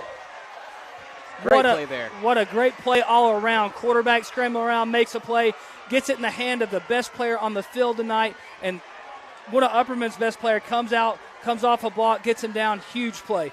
And this typically would be where they take the shot to Turnbow. It did not work the first time as there was a big sack. We'll see if they go back to it here with 2:19 to go. Worst case, Upperman wants to protect the football and get into the break with a lead. We don't even have a Turnbow on the field right now. Yeah, he just made a great tackle, so he's going to check off. It's Fitz and Give him a Brown breather. out there. This is going to be a run. Polk on his right hip. Chaffin takes the snap, hands off to Polk. Polk between the tackles. Ooh, he took a stiff hit, jumping over the top. One of the linebackers for Greeneville got his money's worth. And now a little extracurricular. I think everybody's all right down there, both teams. And that's Noah Murray, who shoots in and got every bit of Ethan Polk over the top of that pile. 2 minutes to go. Greeneville not burning their timeouts, which is a little surprising to me, but we'll wait and see. They have 2 remaining. Yeah, I would anticipate if Upperman just runs the ball here to see Greeneville take another one, try to get the ball back. They've got some things that are breaking open in the passing game. Whoever their quarterback is in the game has got to see it to get it off. Kind of funny on there that play. Ethan Polk actually trucked over his own lineman. Snap taken. This time going to hand off again to Polk. Polk breaks one tackle and now carries defenders forward. No timeout yet. Maybe everybody's okay with where this game is into the break. It's going to be 3rd down and 7. Greeneville could burn it after this play with 50 seconds on the clock and see if they could go quick and at least get 3. This game is getting really chippy on the offensive and defensive line. These officials need to step in there and clean that up. A little surprised we haven't seen a 15-yard penalty thrown against somebody. There's been a lot of bodies moving all over the place. And here's what's going to happen. Coach Kane's going to let this play clock run all the way down to 1 second, burn as much time off as he can, take a timeout, probably run the ball again, and punt it back and play defense. 10 seconds on it, 55 seconds on the clock, so he could call the timeout with about 46 seconds on that clock. He will run it down, and now burns the timeout with 1 second on the play clock, 46 on the game clock. What a half it's been. We expected this thing to be a war, gentlemen. These are 2 of the top teams, 2 teams with a chance to win a state championship next week, going at it here. Especially after the first minute of the game where we have a turnover, Greeneville scores in 2 or 3 plays. Upperman gets the ball and goes back down the field. With 6 minutes to go in the first quarter, it was 7-7, looking like we were in for a barn burner. And both these teams both settled in a little bit. Upperman's kind of sitting on the ball, taking the air out of it, having a lot of success running the football. Last drive, I feel like Greeneville's adjusted a little bit on this drive. New quarterback. Some of those run lanes aren't there here for the Upperman offense. The question will be, what can Greeneville do against Upperman's defense? They've had some success in that intermediate passing game, but Jeremy, especially that first Stone game, we saw that. Upperman would bend in between the 30s, and then once the team got to that high red zone area, that would be it as they play a little bit more press coverage. I think we saw that in the last drive as well. The chess match on between these 2 very good coaching staffs. 3rd and 7 here for Upperman. Greeneville with 2 timeouts remaining. We've got 46 seconds on the clock here at Burley Stadium into the second quarter. Greeneville fans want to stop. They'd love a turnover as one receiver goes each way. Single high safety is Quillen. It is loud. Brosden Chaffin motions man across. Snap taken, play fake. He'll keep it himself. Chaffin rumbles through and we taken down. He sticks the ball out. This is close. They've stopped the clock. They may be giving them first down. They may decide to look at it, but that far side official has that as a first down. Unless they've asked for a timeout. That's a first down.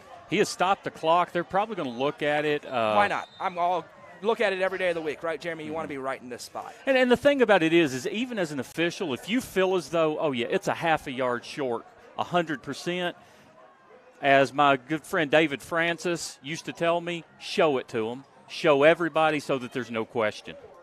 If you are watching on YouTube right now, do us a favor. This is the first live stream we've ever done on YouTube. Subscribe to the channel and like our YouTube, this video that is playing right now. This is close. Oh, my goodness gracious, It's close. Get the index card out. And they call it 4th down. Are we sure? Look at that on the screen. I thought it was a first for us. And now they just stretched it a little. Wow. Now, does Upperman dare go for this on 4th and inches? Push time. Well, they don't have that in their – they don't get under center at all. Are we sure that's not a first down? I'm looking at the official sticking his finger between the ball. That's as close. It is 4th and half an inch. And Greeneville did elect to take a timeout there with 39 seconds. I'd imagine if you're Upperman, you're going to go for this with Bronson Chaffin. I don't think so. I mean, because you don't want to kick the ball back to Carson Quillen and company. I don't sneak it and not get it and give it to him on the 40-yard line. That's a good point. But, hey. Nostradamus, where are we going? Okay, if you're Adam Kane, you're feeling really good right now. You're running the football at will. You want to have the ball in your hands. I think you trust yourself to get 1 inch, and if you don't, as I always say, what are we doing here if you can't get 1 yard, let alone 1 inch? Caleb. I agree with you because, you look at a lot of Upperman's 4th and short situations, they always run that quarterback power out to Bronson's right side, and, most of the time, I'd say 90% of the time, he gets that first down. Now, that's a lot easier to say that in week 2 when they're playing Lebanon than it is here. Than here tonight playing Greeneville. Because if you're wrong, you could go home. Here's what I would present to you. If this is week 2 against Lebanon, we're not having this discussion right now. The offense is out there on the field. You got to be who you are. They're punting. And they're going to punt Good with call. Jaleric Cullum. We're going to find out. Hindsight is 20/20. So Cullum going to punt it away. Carson Quillen back deep to receive. Jaleric had a 50-yard bomb a week ago against Macon County, the only punt of the game. A rugby-style kick this one. Has the snap. Greeneville tries to block it, and he gets another good one away from Quillen. That's and important. It goes straight out of bounds at about the 29-yard line. Good kick. Greeneville has been able to run the throw the football fairly effectively, and they have 30 seconds exactly on the clock here in the second with 1 timeout.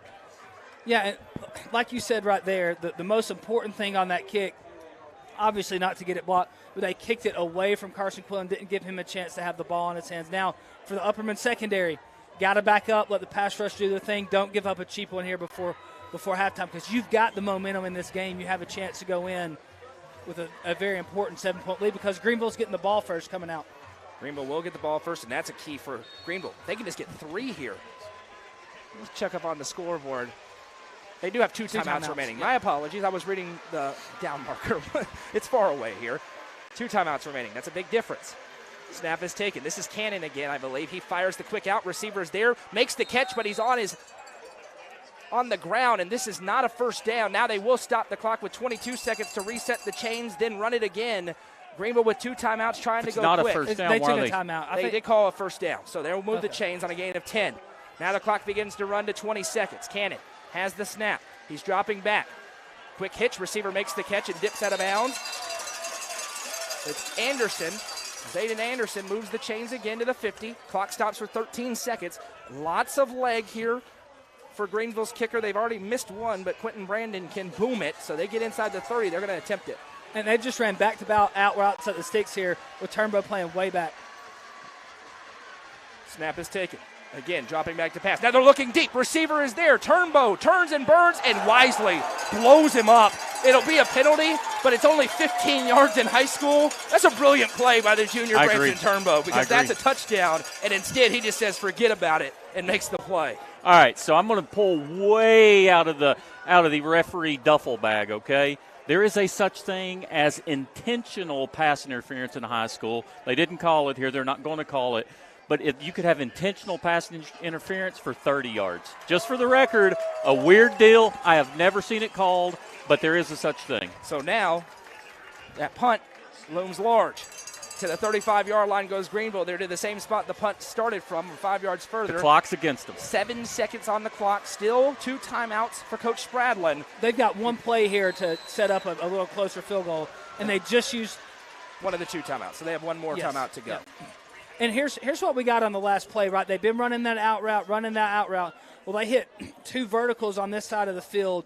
Upperman's in cover 3, so when the ball snapped, Turnbow runs to a midpoint to get between the number 1 receiver and the number 2 receiver. He got a little too far inside, close to the number 2 receiver running down the hash, made it where he had to kind of baseball turn and get back to the number 1 receiver outside. He was beat. He was behind him.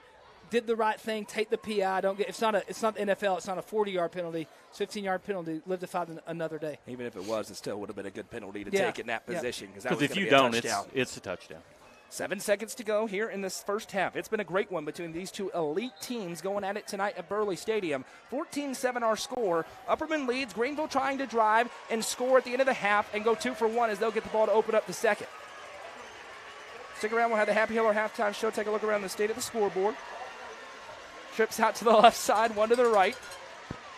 Cannon in the gun with Quillen on his left. Cannon has the shotgun snap. He's dropping back, looking left, has all day to throw, still looking. There's a flag for a hold, and Jackson Rollins breaks it up with 1 second on the clock. This one's coming back, though, further. That was a hold, and that'll put him out of field goal range, and it'll be Hail Mary time for the Green Devils. Clayton Harris said, "How do you do?" And that one goes against him. 1 second to go. The official keeps the clock, correct? They do in just to make sure I'm every ahead of the comment Absolutely, section. absolutely. Glad you're here. 1 second to go. One last gasp or defensive penalty could extend it. Got to back everybody way up on this one. From the 45-yard line, Cannon going to be in the gun. And you want to knock it down. Yep. Upperman don't intercept. Only has one deep safety no on AJ the field. Green stuff. Snap is taken. They're blitzing. Dropping back, looking to throw, firing over the middle, intercepted, picked off, stiff arm, and there's a face mask. Carmine Phillips, he's weaving upfield, and there's a hole there. Phillips taken down, but this is a face mask. Does this give Upperman a down? So here's the thing. Any accepted penalty, you have an untied down. So the penalty happened after the interception. They're going to accept it, move forward 15 yards, and they should have one untimed down. They should not leave the field. They should have a play. Carmine Phillips with another interception. He picked it off. Whoa. If they want it, there's a play. An accepted penalty, there should be one play. And the Bees are heading to the locker room, as are the Green Devils. Coach Kane going out to have a discussion with the official. It'd be a Hail Mary if you're Upperman. You may just want to take this They're going to into decline the it. break. They're going to decline it. They will decline it, and that brings us to the end of the first half. A disastrous start for the road team. But over the last quarter and a half, Upperman has controlled the day. As we head to the break, it's Upperman 14, Greeneville 7. We'll be back with a Happy Hiller halftime show. You're watching high school football on the Frontier Chevrolet UCR Media Network.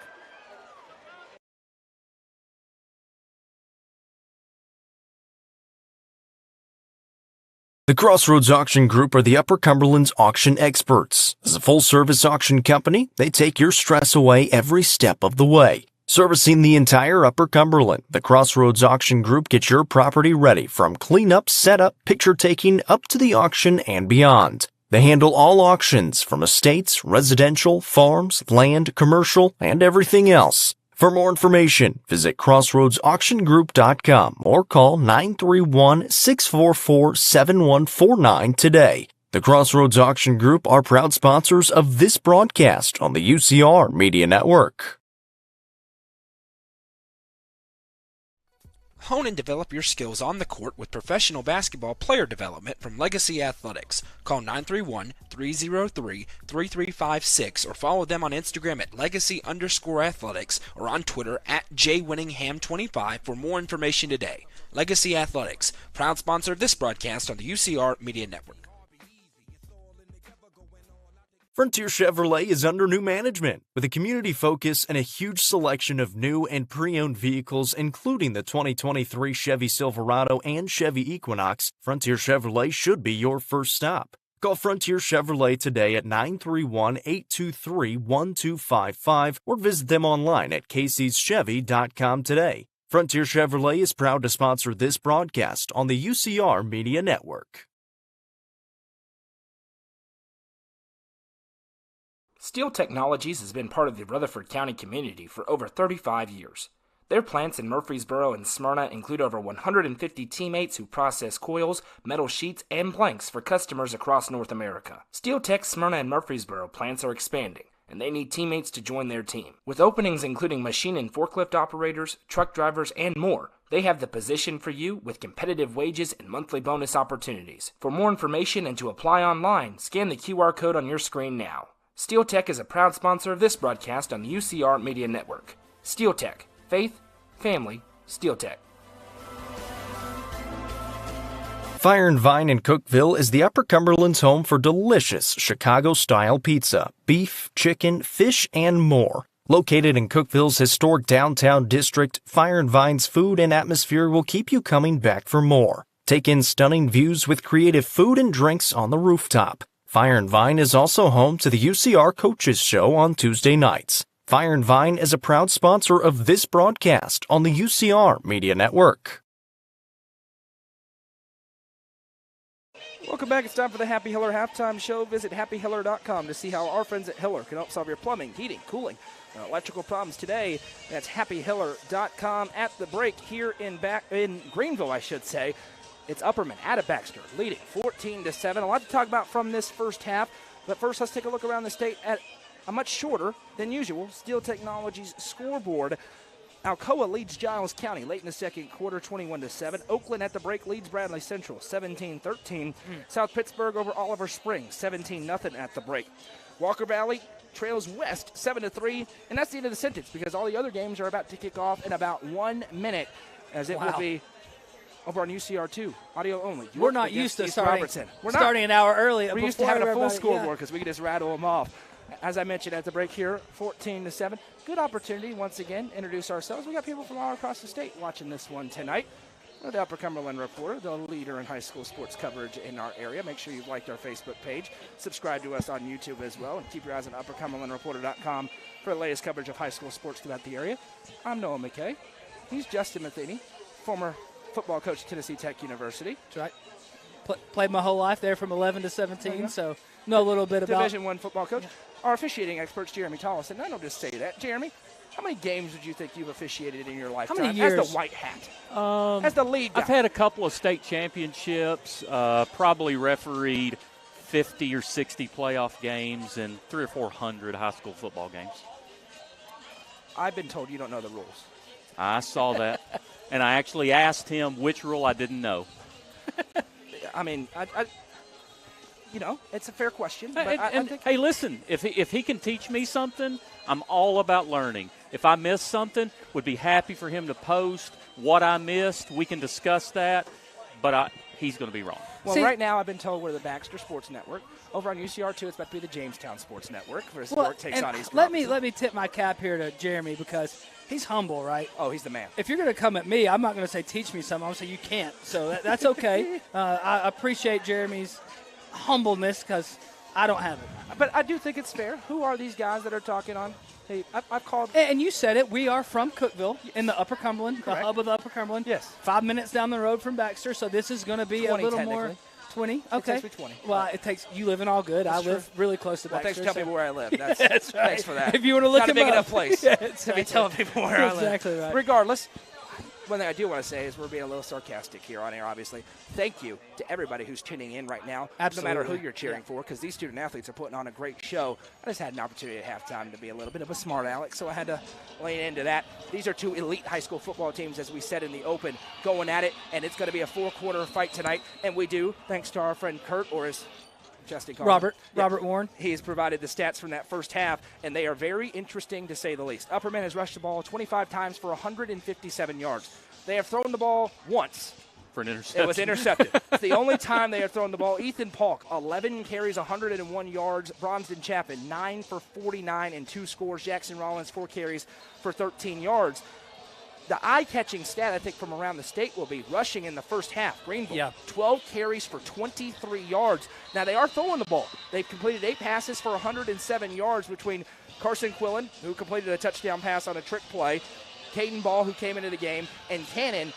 They have thrown the ball a combined 11 times and completed 8 of those passes for those 107 yards. Receiving in the game, Anderson 4 for 42, Goad 2 for 33, Samples 1 for 28, and Quillen 1 reception for 4 yards. Upperman has not attempted a field goal. Greeneville attempted one and missed wide right back in the first quarter. Right now, we wonder, these are two teams who typically don't play a team that could match them physically. That's how they get to this point. In the first half, the physicality portion of the game was controlled by Upperman. The more skill passing portion of the game controlled by Greeneville.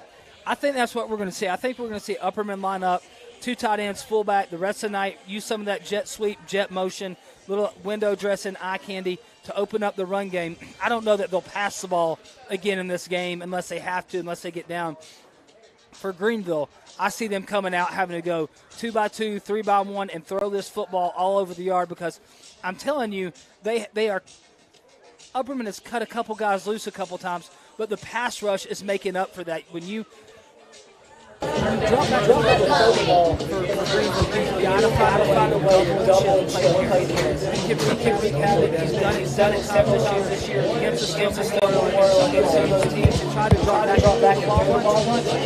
You've got to find a way to slow him down. This portion of the broadcast is presented by the Upperman Regiment of Black. Pretty cool. The Upperman marching band supporting their classmates and sponsoring this portion of the broadcast. They will sing Upperman for Baxter and also on behalf of them and us as well here at UCR. They're directly on all of this. As our band, as everybody watching us, no matter what school you're cheering for. We appreciate Upperman's band for helping to take us to be here today. They better.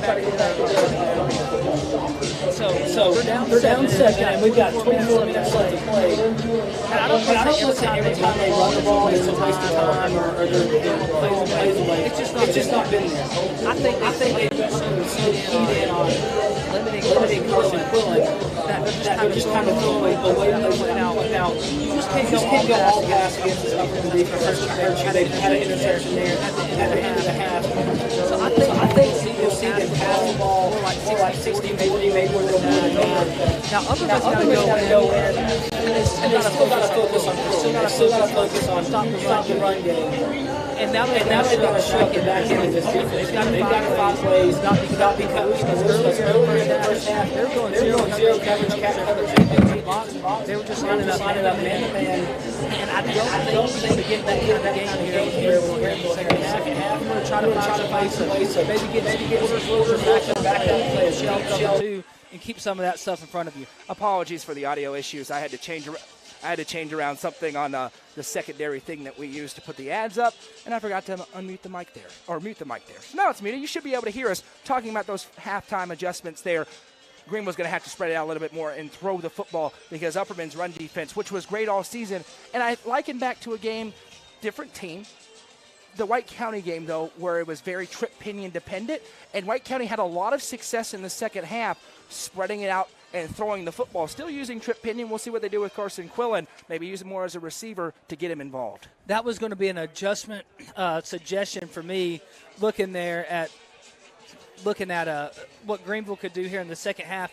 How can they get Quillen, who is almost 2,000 all-purpose yards this year, more involved in the pass game? Do they line him up in the slot in that receiver position to try to throw him the ball? Do they throw him the ball out of the backfield? Do we see screen passes, shovel passes, swing passes, things of that nature? Get him out in space because between the tackles, he's had nothing here all night. From Upperman, I'm thinking about the meme that I've sent you at times, Marshawn Lynch. Over and over and over and over and over and over again when it comes to running the football. Through somebody's face. I would suspect that may be playing right now in that Upperman locker room. Yeah, I said it a second ago. I don't know if I was muted or not. Maybe we I weren't was. muted, but it was echoing like crazy. Apologies for that. I'd be surprised unless Upperman gets in a situation where they're down late in this game, that they throw the ball at all. They've not needed to. It's been a power game with Ethan Paulk running hard, great pad level.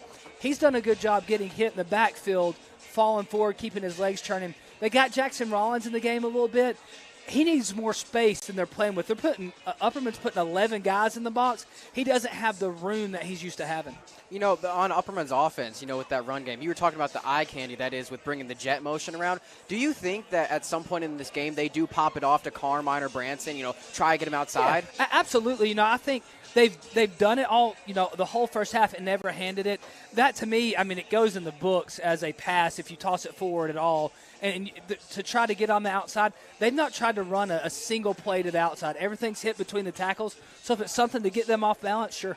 I figured they would, but it just got me thinking because I know back earlier in the season they teased it all night, and then obviously Carmine got it, and then he took it for a 26-yard touchdown. I'm pretty sure.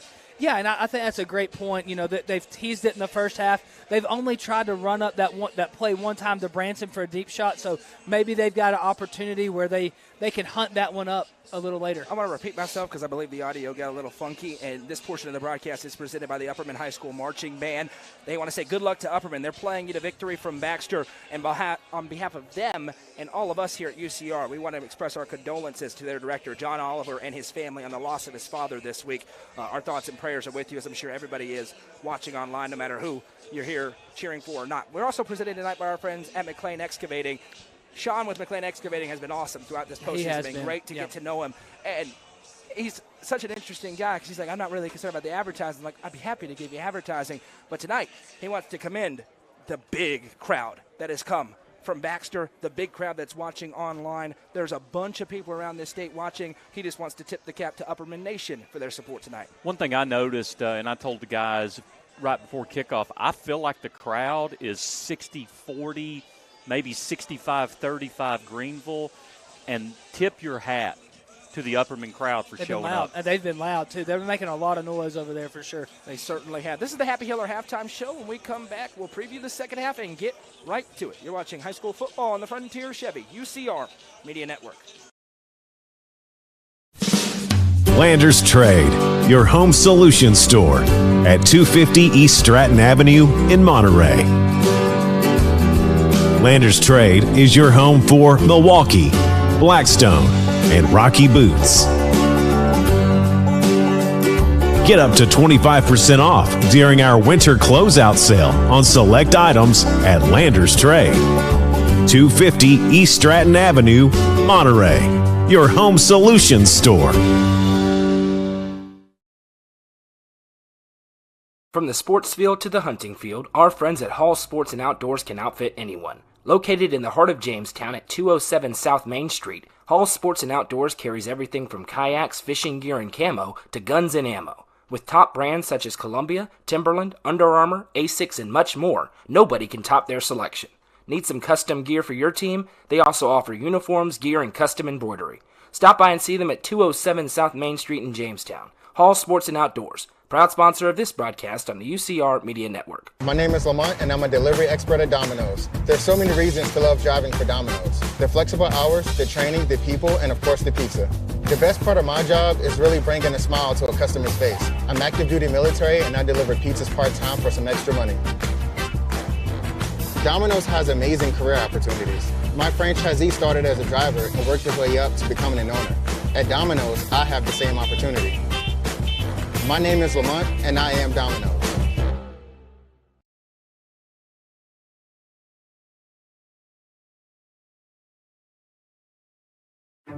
Configuring the Bluetooth, deciding who controls the music, remembering where you parked. Why are simple things sometimes so complicated? Thankfully, with an auto owner's insurance independent agent, getting the right coverage for your vehicle doesn't have to be one of them, so you can get back to more important things, like remembering if you're on the third or fourth level of the parking garage. That's simple human sense. Visit swallowsinsurance.com or call us today, 931-526-4025. Protecting your future. It's what we do.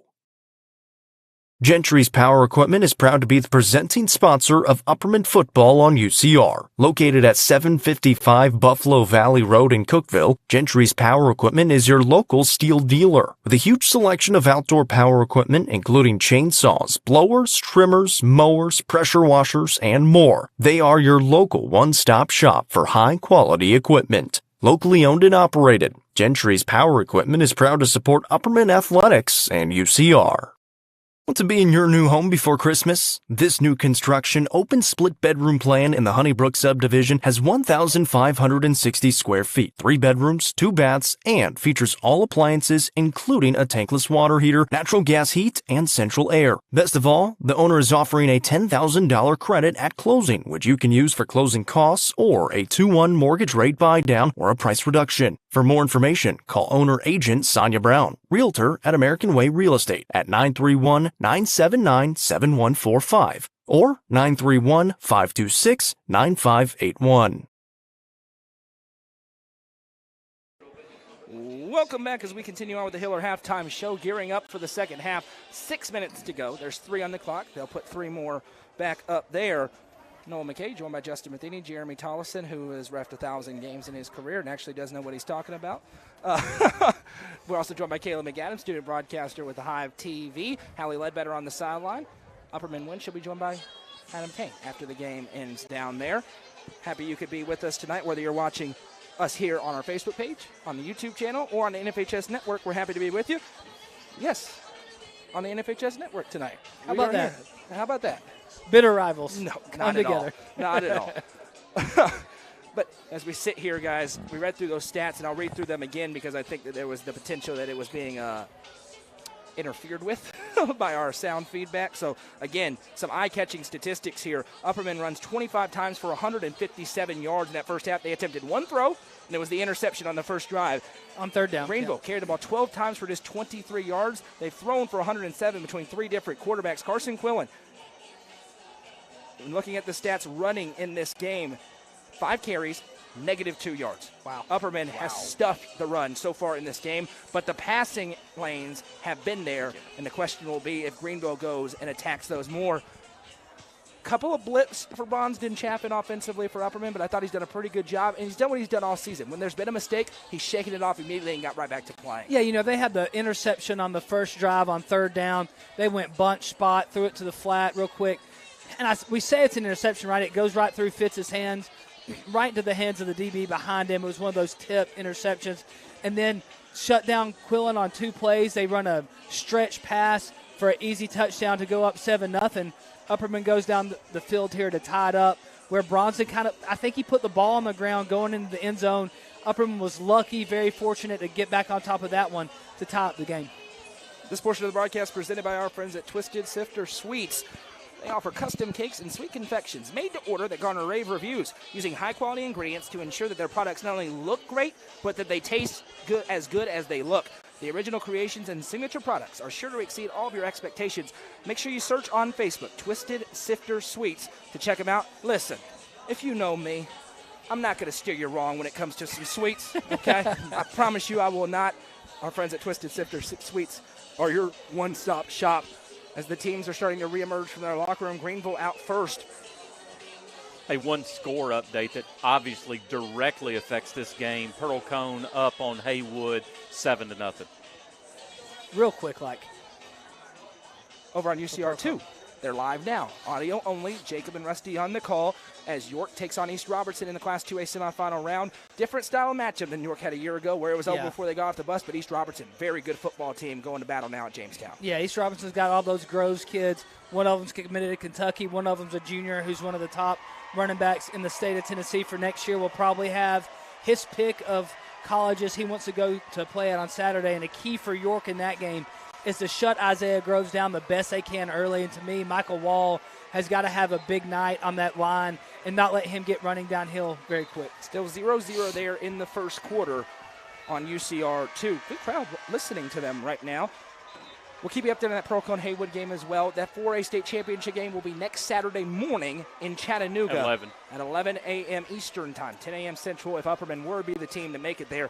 This game, though, guys, far from over. Jeremy, something we were talking about, though, the importance of this first drive for Greeneville. What has a team never had in the second half against Upperman this year? The drive to tie. Greeneville has it. They'll need to, because if not, they may not touch the ball again until late in the fourth quarter. And that's weird. That's just Upperman football at its best. But listen, Greeneville can score on one play. So Upperman's got to be careful of that. But I'll tell you, this first drive is going to really dictate how this game's going to play out. Obviously the drive of the game up to this point, but literally could be the drive of the game for the entire 4 quarters. Yeah, I think it's one of these situations we've seen. Upperman in the first half, they had a 15-play drive that took up almost 8 minutes. We think they're capable of kind of doing that all night. I do think Greeneville will go into halftime and start run blitzing the heck out of Upperman. I think we're going to see a lot of 2 tight ends, fullback stuff. I think they're going to start sending the house. Maybe a shot's going to be there down the field. We also haven't seen something we thought we would see. The game script hasn't called for it from talking to the coaches this week. The quick passing game of Upperman, the screens and such, they've been running so effectively that they haven't really wanted to risk that. But if those run blitzes come, wouldn't be a surprise to start seeing that as well. Yeah, and this is a game tonight for Upperman that them staying on schedule is really key because we've seen them get in these short yardage situations and go to Chaffin on the quarterback power, quarterback ISO, and pick it up. He's 6'4", 200-plus pounds. You lock him in those situations. So if some of that run blitz starts hitting home, they're going to have to find a way to get the ball out of his hands quick and maybe put some more receivers on the field. Well, tomorrow, I'm going to go call basketball. Surprise, surprise. Jacob and I are going to go to Lebanon as Upperman plays in that Lebanon Classic that they have every Thanksgiving. It's a doubleheader. Upperman girls and boys. The girls taking on Cannon County. Should be a fun game there. The boys, another good one, taking on Wilson Central. 4A teams going up, or 4A team, I should say, going up against the boys, and a Cannon County team that's going to be really good in their AA class. And number 20 here for Greeneville is one of their starting linebackers. He went out in the first half, Drew Ambrister. It looks like he's going to be out for the rest of the game.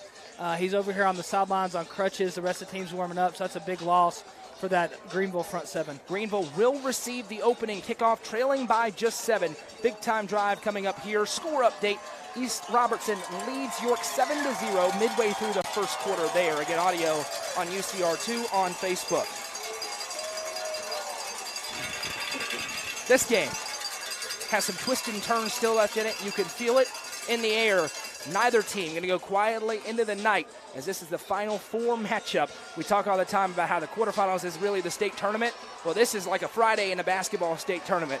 People don't think about it like that. I think people more equate it to a sub-state game. It's not. This is the best of the best going at it tonight. Yeah, because I think you look at it next week with you only, obviously football, you only have 2 teams make it to Chattanooga, and that's where you feel like your state championship contenders are. But a lot of times in this round, you see it's really the state championship game. The 2 best teams play. Sometimes we get a blowout. I don't know if that'll be the case with Pearl Cone on the other side. And a lot of times we see that in the quarterfinals because of the way that the brackets shake out. We've got lucky tonight. We have a good game. A lot of times in this round, you will see a blowout. We're not seeing that tonight either direction. Key right here, kickoffs. Upperman's allowed 2 big ones here. They've tried a pooch, had somebody offsides. I'm assuming they keep it out of the hands of 12 and 21 back here, hit it about the 30, 25-yard line to one of these fullbacks. 2 quarters to decide a winner. Noah McKay joined by Justin Matheny, Jeremy Tollison, Caleb McGadden, Hallie Ledbetter, and Madison McKay producing things for us this evening. Sebastian Stanfill on to kick this one away. Quillen, one of the deep men, standing on his own 3-yard line on the right side. I'm not kicking it to Greeneville would love to have it in his hands. Stanfill pooches this one up. It will not go to Quillen, but it will be fielded and returnable at the 25. Looking to reverse field and being caught and taken down immediately.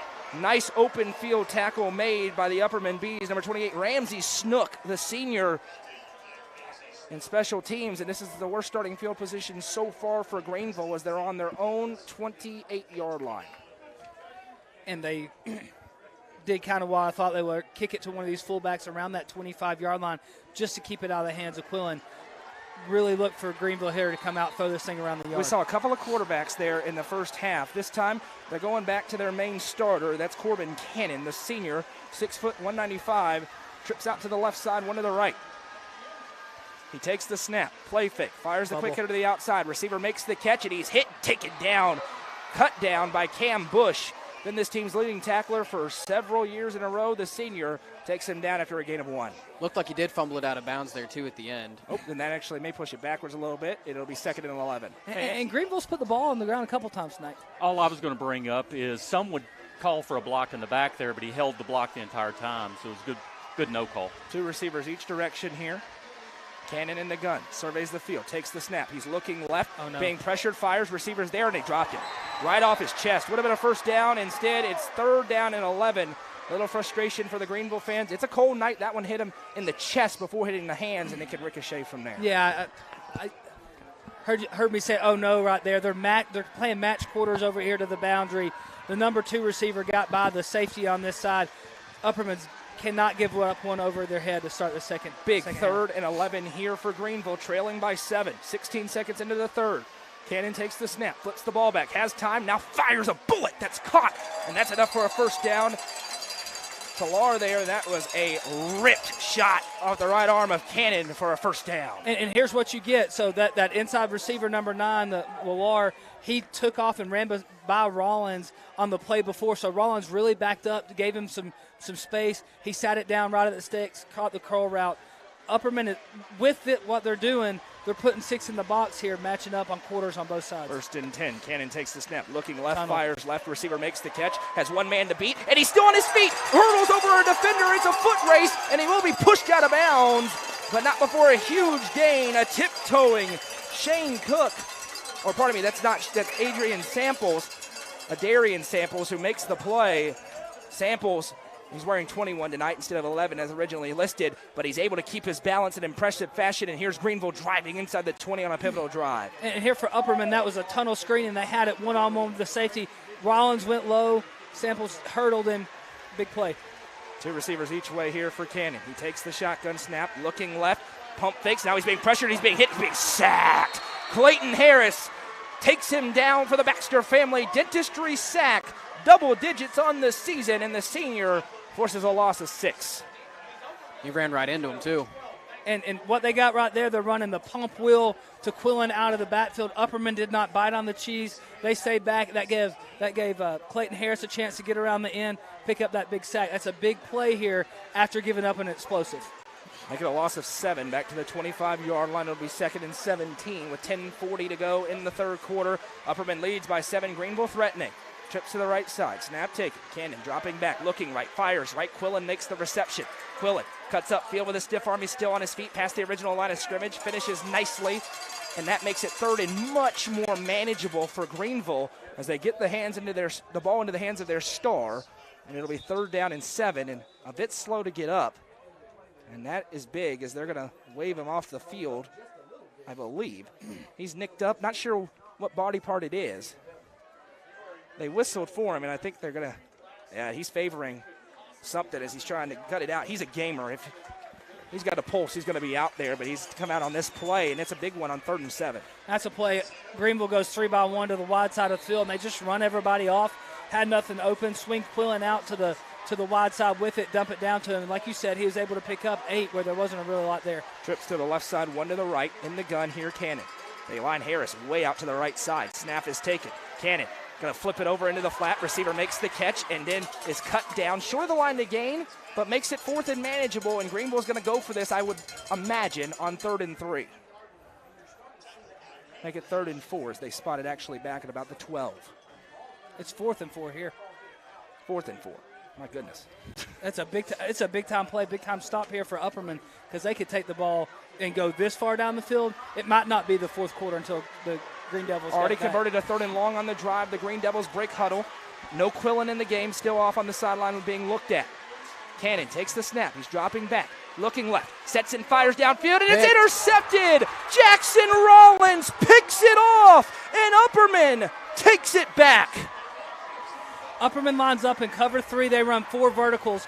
The 2 inside backers there for Upperman do a good job collisioning out, not letting that seam route get there. That took the receiver off his route, and the quarterback had to float it. Rollins is literally playing right in the middle of the field at the goalpost, runs under it, picks out. It's a great play from middle field safety. You know, Jackson Rollins really reminds me like a Justin Simmons right there. Always in the area to make the interception, but when he needs to, can lay a big hit. That's what he does at that free safety position when he's out there. He's so dynamic to pass against. 9:43 to go in the third quarter. Upperman looking for separation now after the red zone pick. Greeneville, 2 trips into the red zone where they've come away empty-handed. They scored on the other on a trick play back in the first drive of the game. Chaffin takes the snap, hands off again. Polk rumbles through defenders, pushes his own blocker forward, a gain of 9, and it's going to be 2nd and short for the Bees. And so what Upperman's done now, instead of going 2 tight ends and a fullback, they go tight end, fullback, 2 receivers, split out wide. Greeneville's putting 9 guys in the box. Both safeties were out there at 8 yards from the line of scrimmage. I think this is a place, as you keep running the football and having some of the success, you might be able to hunt up one of those big explosives to Branson. Well, historically, this is where they look to it. But the last time they were in 2nd and 1 and looked to it, it was a sack back on the first drive of the game. Paul going to be on the left side, 1 receiver out each way. Now he is going to throw. Dropping back. Chaffin has time. Sets and fires downfield. Looking for Turnbow. Incomplete. It was well shielded as Quillen was coming underneath. in the corner over the top, able to defend it nicely, and it brings up 3rd and 1. Hey, real quick, I just want to say something about the intentional pass interference. This is the first year that I did not referee, and they actually took it out of the rule book this year. Well, people were livid. They were livid. Hey, the guy is correct, but for the last 100 years I've been correct. 3rd down and 1 here. Big play. Greeneville trying to get off the field defensively and survive the interception. Chaffin shifts the alignment. Polk on his left. Snap taken. Handoff goes to Polk. He's hit in the backfield. And Greeneville ready for that one. Upperman's going to be forced to punt. Biggest play of the game for Greeneville's defense. And that was something I alluded to, the run blitz here in the second half. It's 3rd and short. They know it's coming. They sent all 3 linebackers. They followed the pullers. That one never had a chance to get going there for the Bees. So now Coach Kane will get his punt team together. Jaleric Cullum will trot out. Huge stop for Greeneville. They were driving, throw the pick. They get out unscathed after forcing the first 3 and out of the ball game. They had a pick on the first drive, but that's the first true 3 and out. Cullum going to kick this one away, and Carson Quillen. Let's see if that's him back deep. He was out with an injury, but he is back in there now. And he played that whole series on defense as well. Cullum, rugby style, booms this one, but it's right to Quillen, and now he calls for the fair catch as he had Brown and Fitz there. Makes the catch, but it's good field position for the Green Devils. Looking for a drive, 1st and 10 from the 40. And Greeneville started with pretty good field position all night. They're kind of starting between this 45, 35 area on the field, so they're not having to drive the ball 80-plus yards like Upperman's had to do. This portion of the game presented by our friends at Mac Management. Mac Management provides day-to-day operations of profitable investment real estate, including commercial, single-family, and multifamily. Call Mac Management at 931-528-5527 to learn more about how they make their clients and save their clients money every day. 1st and 10, snap is taken. New quarterback back in, and nothing doing. Clayton Harris ready for it that time, as Ball had a lot of success running on his one drive in the first half. That time, it's going to be 2nd and 10. And Greeneville's pretty simple here on offense. They run the inside zone with a zone read. They run the stretch outside zone a little bit, and they're going to get a fold play where they wrap the guard around the other side of the center. It almost looks like an ISO play, but you don't have a lead blocker. That's all. You don't get a lot of power counter. You're going to get some quarterback run now here in the second half. 2 to the right, 1 to the left. Ball, the quarterback, takes the snap. Going to hand off to Quillen. And again, he is caught and taken down by Clayton Harris.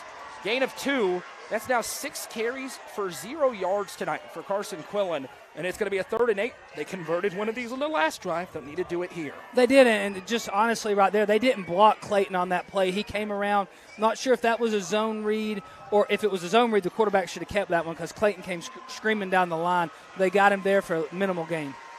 Breaking huddle here is Ball. He's got 2 receivers to the right, 2 to the left.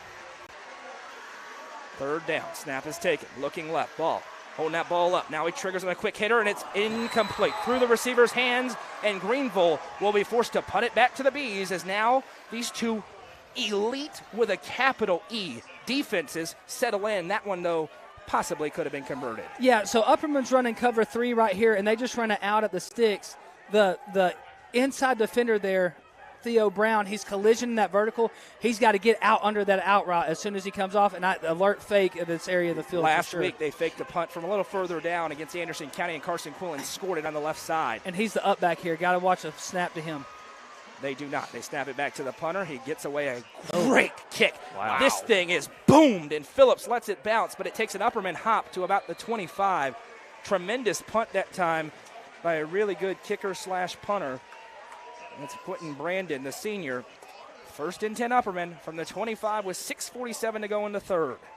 And, we talked about it on the last drive. They run power on the first play, 2nd and 1, and they look to hunt up that play to Branson. It's not there.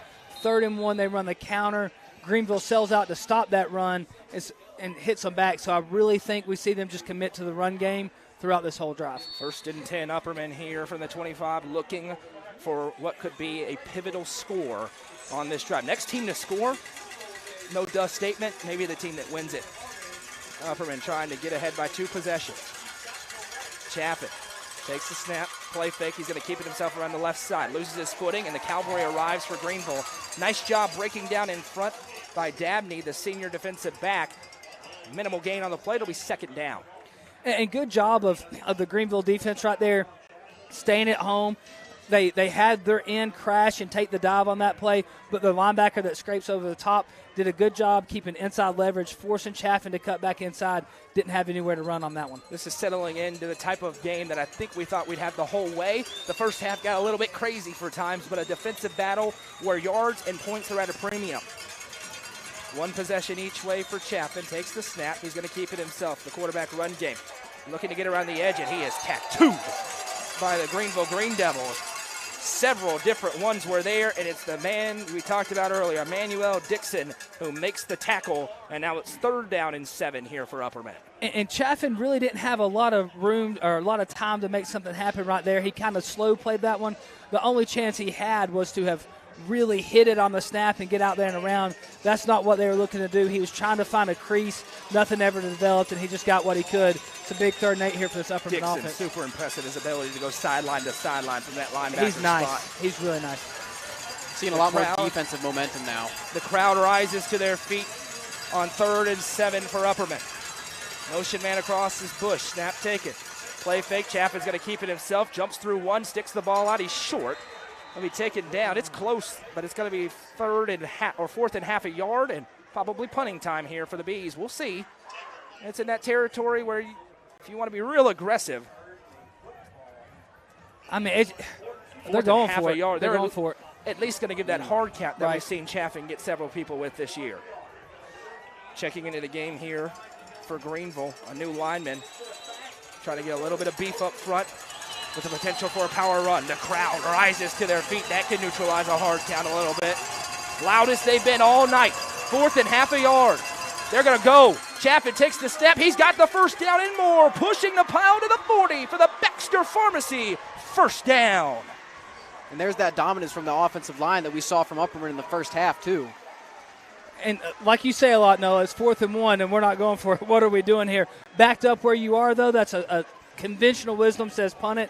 They trust their offensive line to pick up that one. Here's a chance for them to turn a whole lot more time off this portion of the game presented by Henry Brothers Roofing. Call 931-854-1027. So Henry Brothers Roofing can help solve your roofing problems today. Henry Brothers Roofing, where you don't pay until the job is complete. 1st and 10 Upperman. Chaffin takes the snap. This time it's Ethan Paul. He gets hit, spun off of one tackler and taken down. Greeneville, I think it's a gain of maybe half a yard. A much better job of rallying to the football here in this 3rd quarter. It's a lot of things are going on here for the Greeneville defense here in the second half. They are really selling out to stop this run. There are going to be some play action shots here, but Upperman's they may have to go to some of those different blocking tracks that we talked to a couple of their coaches about this week with some of this blitzing that they thought they were going to get. If you haven't already and you're watching on Facebook, please hit that like button, share, and comment on the stream. If you're watching on Facebook or on YouTube, big crowd watching there for our first live stream. Make sure you subscribe to our channel and hit the like button on the stream as well. 2 receivers to the left, 2nd and 9. Chaffin going to throw. Rolling to his left, fires into the flat. This time it's caught by Jaleric Cullum. He stutter steps and he's pushed out of bounds, nudged out of bounds at about the 45. Another big 3rd down play coming here. 3rd and we'll say 6. It's really 5.5 yards. 3rd and 6 here, so I'm anticipating it. If Upperman's able to get this one into a 4th and 1 area, it's another go for it time. But again, not a bad spot in the field to play the field position game, pin them deep, and see if Greeneville can put together a drive and go the length of the field. 3rd and 6. The crowd again rings out the cowbells and starts to stomp their feet. The Upperman fans being quiet on the far side. Chaffin takes the snap. He's going to keep it himself. Gets right in between the tackles. It goes forward. It's enough for a Baxter Pharmacy 1st down. Needed 6. Got 6.5. That'll move the chains. Just straight quarterback ISO the whole way there for the Upperman offense. And we've got Emmanuel Dixon inside blitzing right through the A-gap. Chaffin just goes to the other side. They had numbers over there, able to pick that one up pretty easily. 1st and 10 Upperman. They're into Greeneville territory, albeit right on the edge of it, and time ticking down. Under 3 to play in the 3rd quarter. Upperman leaves this drive with points. They'll start to feel very good. A stop or a turnover. Greeneville's right there in this football game. Chaffin takes the snap. Hands off to Polk. Polk with a hole this time. Gets to about the 45-yard line. A gain of 4.5 yards. It'll bring up 2nd down. That's right back on schedule for the Upperman offense. And Greeneville subbing in a D lineman here, but this is the point of the drive where you start to get to feeling a little demoralized because they're picking up 3, 4, 5, 6, 7 yards there on the other side of the ball, and there's not a lot you can do about it other than start sending the house, and when you do that, other things are going to open up. 2nd down and 6 here for Upperman. The first down line is just inside the 40-yard line. Remember, see, we're out to the wide side. Branson Turnbow's getting a breather on this drive. Snap is taken. Hand off to Polk again. Polk cuts in between the tackles, gets hit hard and pushed back. Gain of a couple, and here we go again with a 3rd and 4. I feel like deja vu to last week where Macon County kept having Upperman in 3rd and 4s and couldn't quite get off the field or force a negative play so they couldn't go for it on 4th. Now, when they go back and watch the film on this one, Polk's going to want that one back. He kind of pitter-pattered his feet in the hole a little bit and let the defender come meet him and be the hammer, not the nail. If he would have just kind of plowed through, he might have been able to fall forward for a few more yards. 1:30 to go, 90 seconds to play here in the 3rd quarter. Chaffin, as they show a They're run selling blitz, now he'll check over to the sideline. 12 seconds on the play clock. Yeah, everybody walked up to the line in a green jersey. Outside stretch would be a good call right here Chaffin against the blitz. Takes the snap. Going to hand off to Polk. There's the hole for Polk. There's a first down for Polk. He's to the 38. It's another Baxter Pharmacy. First down on a gain of 6. Or you can just run power right at the blitz, right over their face for a first down instead of a stretch. It's a dominating drive for this Upperman offensive line so far. You've likened it at times to a boa constrictor, this Upperman offense. Once they get a lead and they're trying to put it away, just tightening and tightening around the neck of an opponent. And just suffocating the air out of the stadium and out of the ball. 1st and 10 Upperman. Can they leave this drive with points? They're on the 37, 45 seconds to go in the quarter. Chaffin takes the snap. This time it's his turn. Chaffin tries to cut upfield. His legs get tripped up in the sea of bodies. An Upperman player goes flipping out of the pile. I didn't see anything in there. It'll be 2nd down and 8. And that should be the last play of this quarter here. It certainly will be. Down to 36 seconds. Upperman does not have to snap it again. Ladies and gentlemen, get your popcorn ready. End of 3 here at Burley Stadium. It's Upperman 14, Greeneville 7. Trip to the state title game on the line. You're watching high school football on the Frontier Chevrolet UCR Media Network.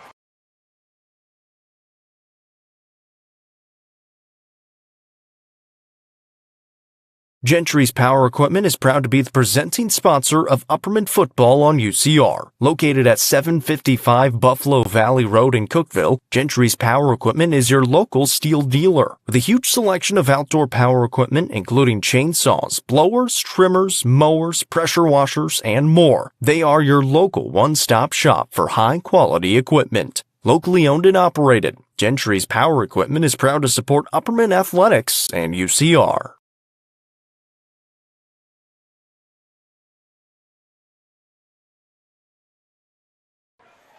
Welcome back. 1 quarter to go. The winner advances on to play Pearl-Cohn or Haywood next week in the Class 4A state championship game on Saturday at 11 in Chattanooga. It is Upperman with the lead, 14-7 over Greeneville. It'll be 2nd and 9 for Upperman from the Greeneville 36-yard line. This has already been a long drive for the Bees. The question is, how much longer will it go, and does it end in points, or can Greeneville get off the field defensively?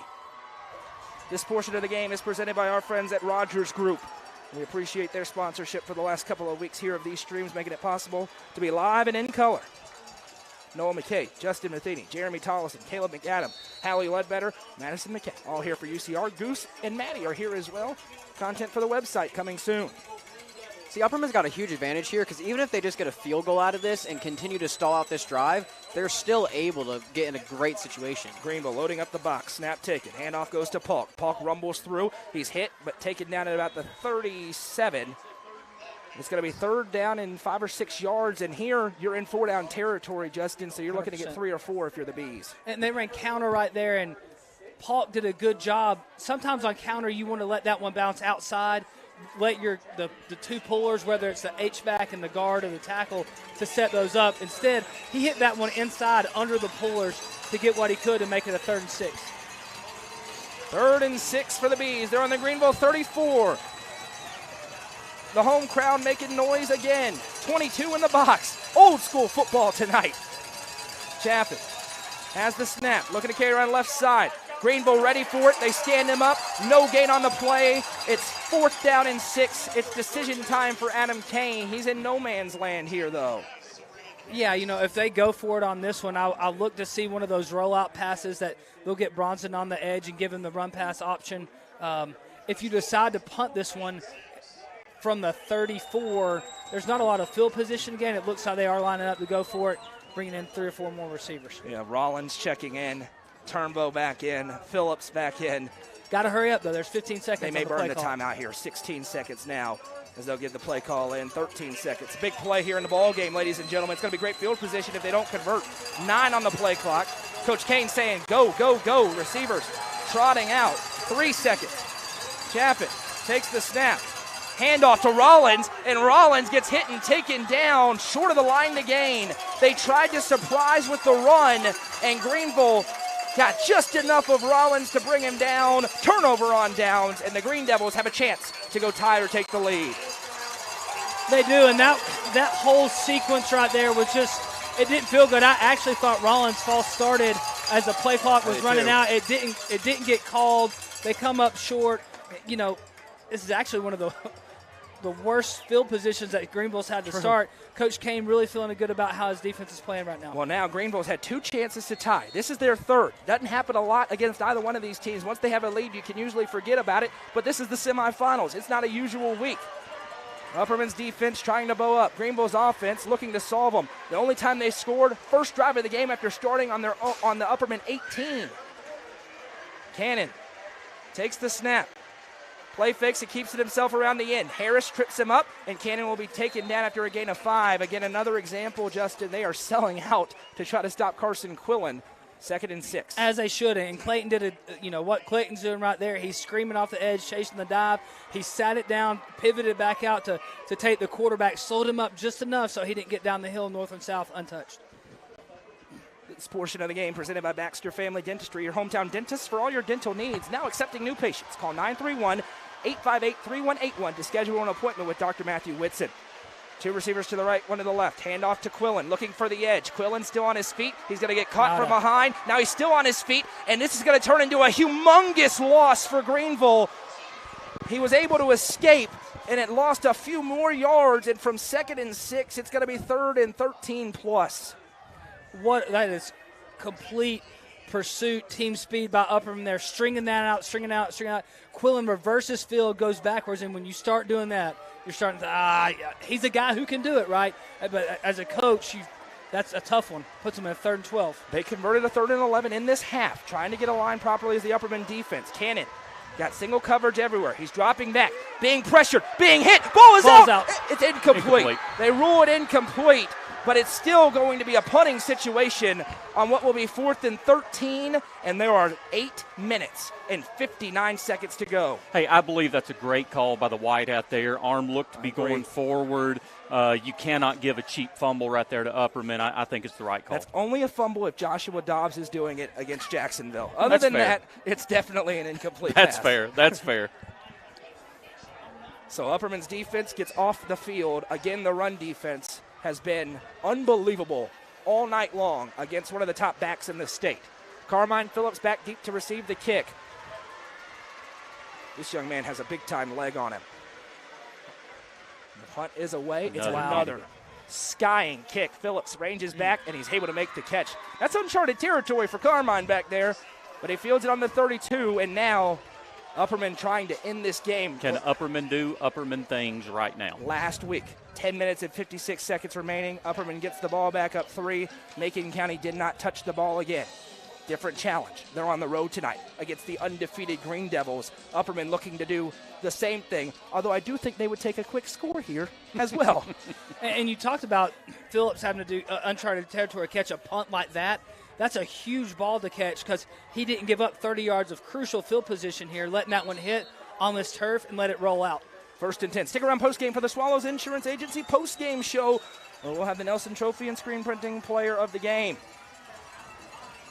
1 receiver out to the left, 2 to the right. Chaffin takes the snap. He's keeping it himself. Chaffin wiggles through the defense. He's still on his feet. Stiff arm by Chaffin, and Bronston Chaffin to the 45. How do you do with his best Derrick Henry impression? A gain of 12 and a Baxter Pharmacy first down. Our friends at Tier 1 Orthopedic and Neurosurgical Institute, we appreciate their sponsorship tonight.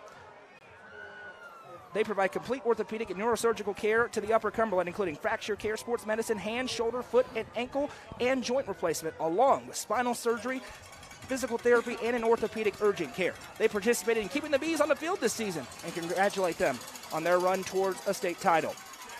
He's only 40, 50 pounds off of Derrick Henry anyways, right? Good point. 1st and 10 for Chaffin. Takes the snap. Going to hand off to Rollins. Rollins gets behind the blockers. It spins off a tackler. Jackson Rollins pinballs around for a gain of 8. 8 minutes to go here in this semifinal matchup. The Greeneville fans feel the pressure of this situation right now. We're here above the grandstand. By the way, again, I mentioned it earlier, thanks to the Greeneville administration. First class. Phenomenal. First class. Been great to work. I mean, absolute welcoming. Appreciate that so very much. Elite facility here. The folks in Putnam County should take note of what this place it's beautiful like. here. Elite facility and some elite people. We appreciate that. It's been absolutely first class. 2 receivers to the left, 1 to the right with 7.5 to play. Upperman bleeding the play clock down. Surprise, surprise. Chaffin has the snap. Hands off again to Rollins. Rollins gets off 1 tackle, and he's pushed forward for a gain of 1. Here we go. 3rd and 1 with 7:20 to go. I would expect a run blitz out of the Greeneville Green Devils. Absolutely, just selling out to get this one. And they've done a couple different things. They've ran some power into it. They've had a lot of quarterback runs. This has been Bronson's time of the game, and they're keeping Rollins in here as well. Clayton Harris checking into the game as well at that tight end position, adding some. And he's lined up. He's played more on offense tonight, I think, than we've seen him play in a long time, just for the fact that the 2 tight end set they've played in almost this whole game. 6:50 to go in the ball game. 1 receiver to the right for Chaffin. 3rd down and 1 for the Bees. Greeneville loading the box defensively. Chaffin takes the snap. He is going to keep it around the right side. Now cuts upfield. He's got the 1st down and more. Bronston Chaffin with a Baxter Pharmacy 1st down. And, you know, you were talking about Clayton getting out there on offense a lot tonight. I was talking with a couple of the players early, right before this playoff season started, and they did say how they wanted to keep Clayton quiet on offense until, you know, later in the rounds, just so that they can keep him as healthy as they can on defense. 1st and 10 from the 41-yard line for Upperman. 6:20 and counting to go. They're trying to punch their ticket to Chattanooga for the first time in school history. Chaffin just putting his hands on his hips. He's waiting. There's 14 seconds on the play clock. They're going to bleed this sucker down. It's 1 before they take the snap. Now Chaffin gets set. Has the snap. Hands off to Rollins. Rollins shimmies his way through traffic. He's inside the 40 to about the 37 after a gain of 4. And you look at every first down that Upperman can get bleeds another 2.5 minutes off this clock. And you put Greeneville in a spot of, do we have to start using some of our timeouts to ensure, even if we do get a stop on this drive, that we have enough time to go down the field and score? 3 One more first down, remaining. They're probably going to start using it. Yeah, Upperman have to. There's 20 seconds on the play clock, 5.5 on the game clock as they break huddle. Rollins staying in the game. Hawk's getting a little bit of a breather. He's playing a lot on defense as well. A ton. Some big-time snaps. Takes the snap. Going to hand off to Rollins. Rollins explodes as he's so prone to do. Taken down after a gain of 3. They're right there on schedule, just in 3rd and 2. And that's where they've been a lot tonight, is this 3rd and 2, 3rd and 3 and short. And we've got a timeout here from the Greeneville staff with 5:07. So they will call this one. That makes this a big-time play coming out, because they'll only be able to stop it 2 more times, and you start doing the math. Upperman, you're talking about under 4, under 3 the next time you touch the ball, and not a given that Upperman's not going to finish this off with points. If they do that, this now is the game. Yeah. Upperman scores, and this game is over. And I think this is timeout as much as anything. Obviously, you're looking to save some time on the clock, but to give that defensive line a breather, this Upperman offense has kind of been pushing them around a little bit. And we've got a big 3rd and 4 here. I think we're going to be in 4-down territory. Can I say something that's going to make people mad at home? We'll wait on Jeremy to put it back on. Well, we'll tell you. Apparently, Goose is down there, and we know he's got the high-tech camera equipment. The sack for Clayton Harris, the ball was coming out before the arm was moving forward, according to the UCR replay, and that is undefeated down there on the sideline. So, but believe it or not, they're not going to go change that call. Yeah, it stands. 5:07 to go in the ball game. It's 3rd down and 3 here for the Upperman Bees. Greeneville called their first timeout. Coach Spradlin knows the importance of this. If they can get a stop here, and there have been times where they've been able to stop them in this spot, they've got to sell out to do it. You know, that fumble would have been a big play, but I don't think it would have been crucial with where this game's at now. Chaffin going to be in the gun. 3rd and 3. Takes the snap. Here comes the blitz. Running forward. Breaking through his Paul. He's to the 20. He's to the 10. He tiptoes his way out of bounds. Ethan Polk moves the chains for a Baxter Pharmacy first down. And Upperman is on the doorstep of Chattanooga. How about that? And what a kind of a different looking play there. Chaffin inches forward towards the line of scrimmage as he hands it off, and he kind of boxes out the blitzer coming off the edge. I've never seen Upperman do that. I think honestly, they just put that in. It almost looked like they were talking about they drew it on the dirt, like back in the playground.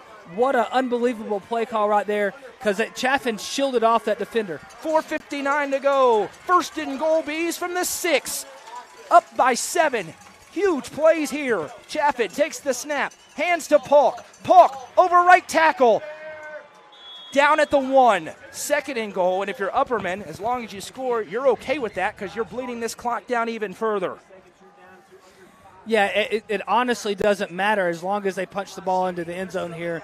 That mountain's not insurmountable for Greeneville, but it's a tall one to climb, that's for sure. This is the Thompson Machinery in the Cat Rental Store red zone. Bronston Chaffin has 2 rushing touchdowns already today. 2nd and goal from the half-yard line is typically Bronston Chaffin time. And this is a lot different game from the running clock we were told we were going to get all daggum week. Chaffin in the gun.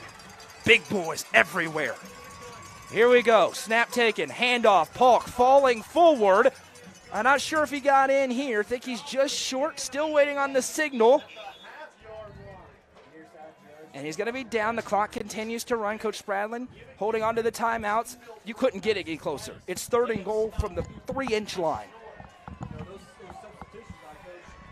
Yeah, it's close here. And if I'm Upperman, I'm running something more towards to this left side of the field here.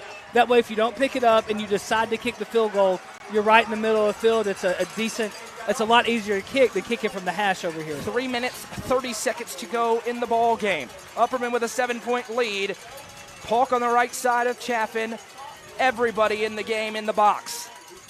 Snap taken. Handoff to Polk. Polk gets forward, now pushed backwards, and he's going to be short again. Same play. Touchdown. Give him 6. Ethan Polk, late signal.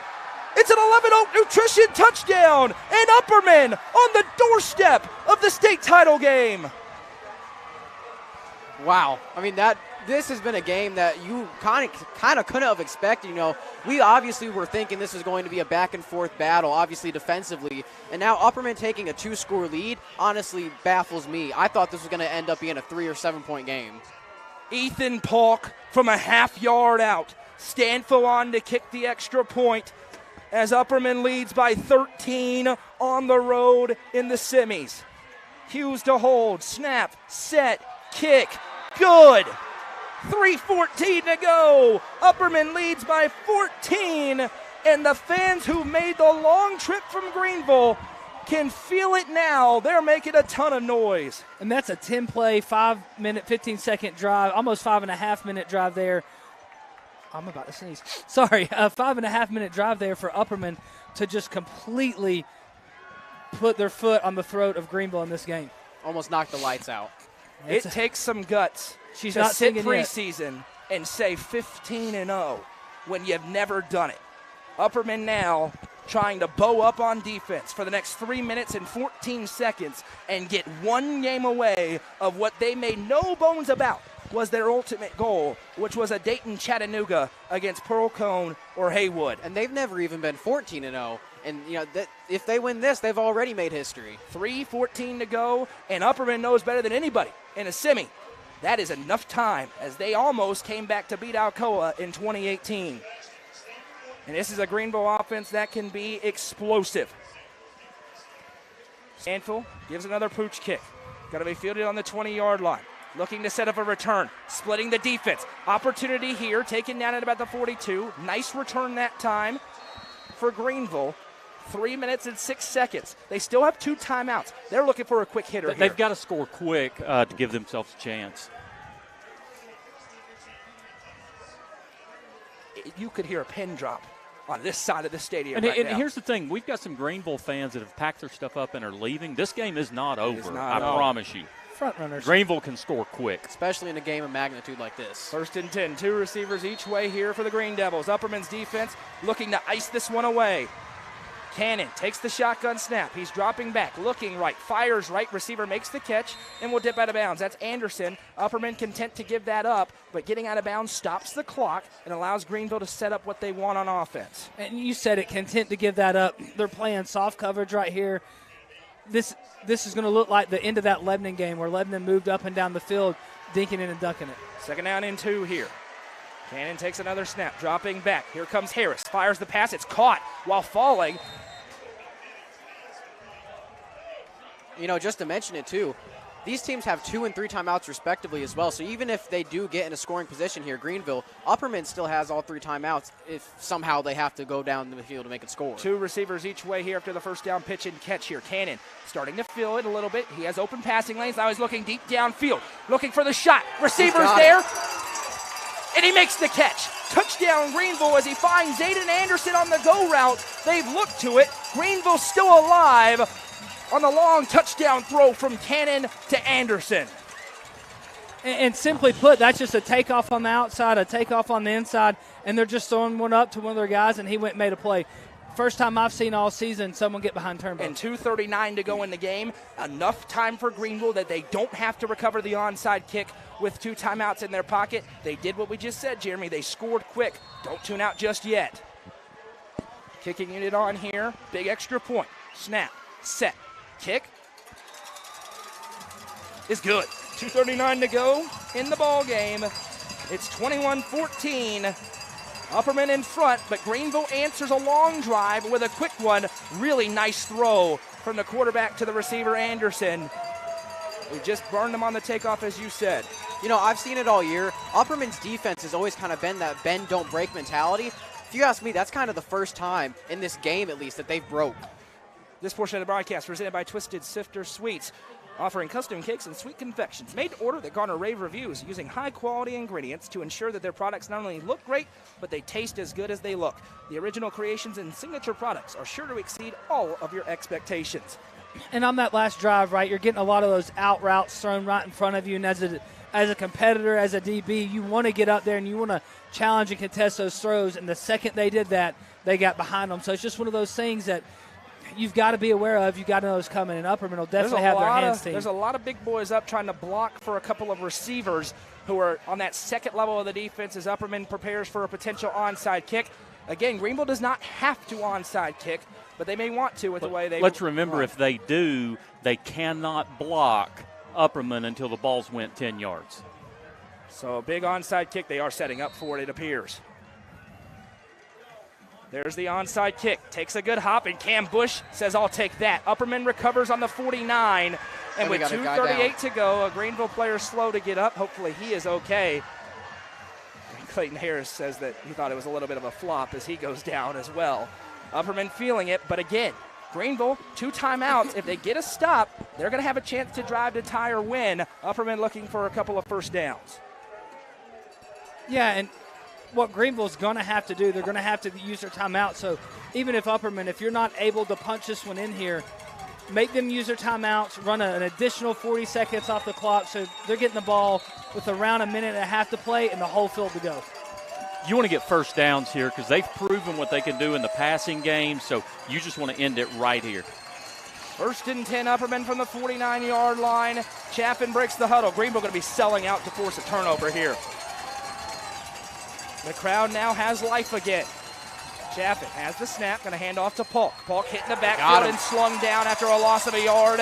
The run blitz gets home. 2nd and 11, Coach Spradlin hangs on to the timeout, but now he's got him where he hopes they can get off the field and burn a couple of timeouts and have more than enough time to drive down. Upperman ball carrier's got 2 hands on the ball, high and tight on this one, but you can't try to do too much, right? The momentum started to turn. The Greeneville side's now getting a little loud. You want to bleed this one down as far as you can.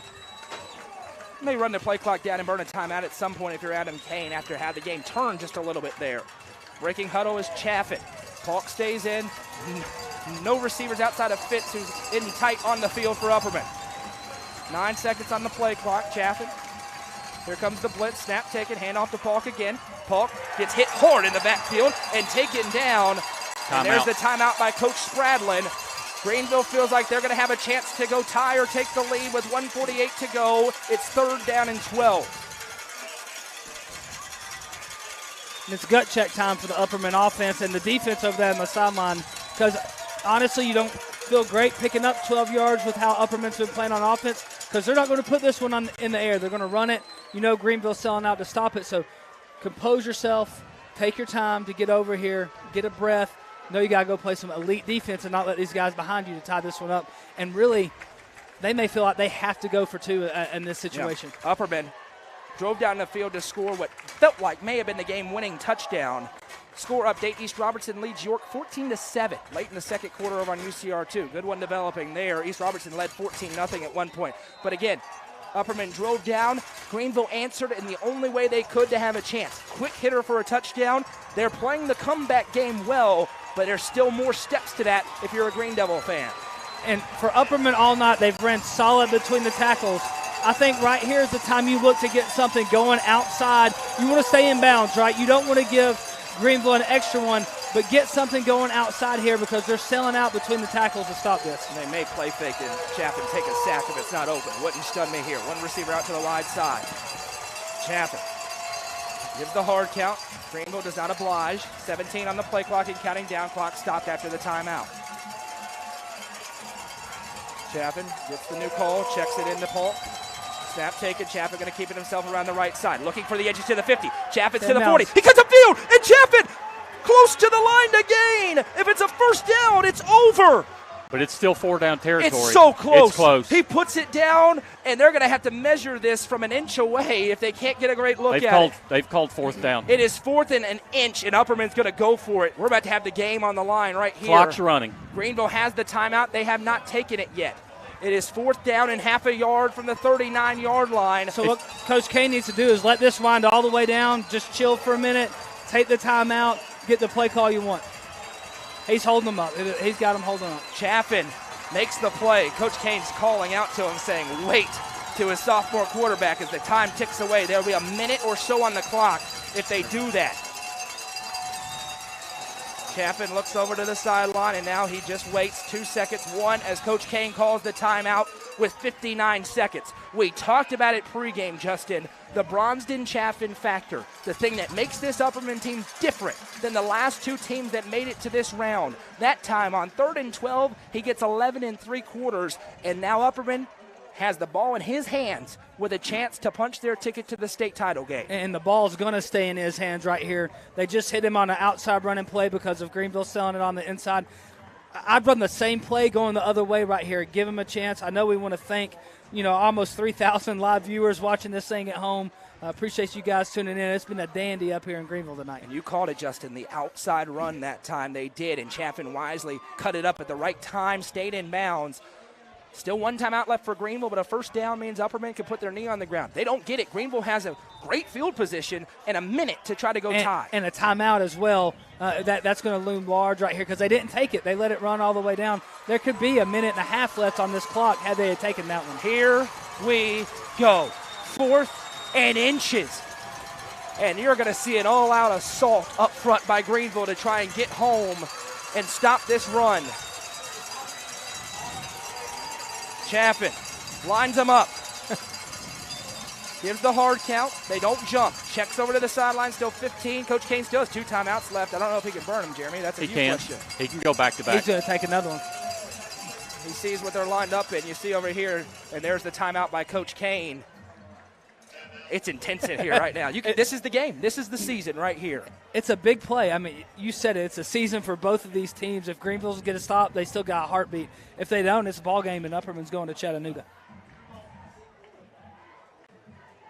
4th down and inches. It's 21-14. Upperman leads, trying to win in this round for the first time ever. They're on the road against the undefeated 4-time state champion Green Devils. And Upperman on that last play before they came out, they took another timeout. They lined up formation into the boundary. They had the tight end wing over there and the wide receiver. You could flip it and get the wide side of the field to have a little more to work with. That being said, Greeneville had 11 guys stacked up at the line of scrimmage. Looks like they were going for a punt block on that thing with everybody they had lined up in there. It's kind of what it is. You're just trying to get to somebody and take them down. Here we go. 4th down and inches again. Upperman still has 1 timeout remaining, as does Greeneville. Same formation here. Chaffin will be in the gun. He's got Polk on his right. Everybody on the line. Snap taken. Chaffin keeps it himself around the right side. He's tripped and he gets past the line. It runs in. Chaffin's past the 30. He's to the 25, 20, 15, 10. Taken down and carry him to Chattanooga, young man. 1st down, Bees. What a play for the sophomore. I mean, this is his first year as a starter, and the impact he has had on this team this year has been insane. And now he's carrying his team to the state championship game for the first time in Upperman school history. Bronsden, Chaffin. When in doubt, give it to the 6'4" sophomore who's played above his skis all season long. And now the road fans can party tonight in East Tennessee. 1 kneel down, and it's over in Greeneville. It's going to be a long drive home for me. Won't get home till about 12. Chaffin. Waits, kneels, ball game. For the first time in school history, the Upperman Bees advance to the football state championship game. Final score tonight, Upperman 21, Greeneville 14. It's a party tonight in Baxter, Tennessee.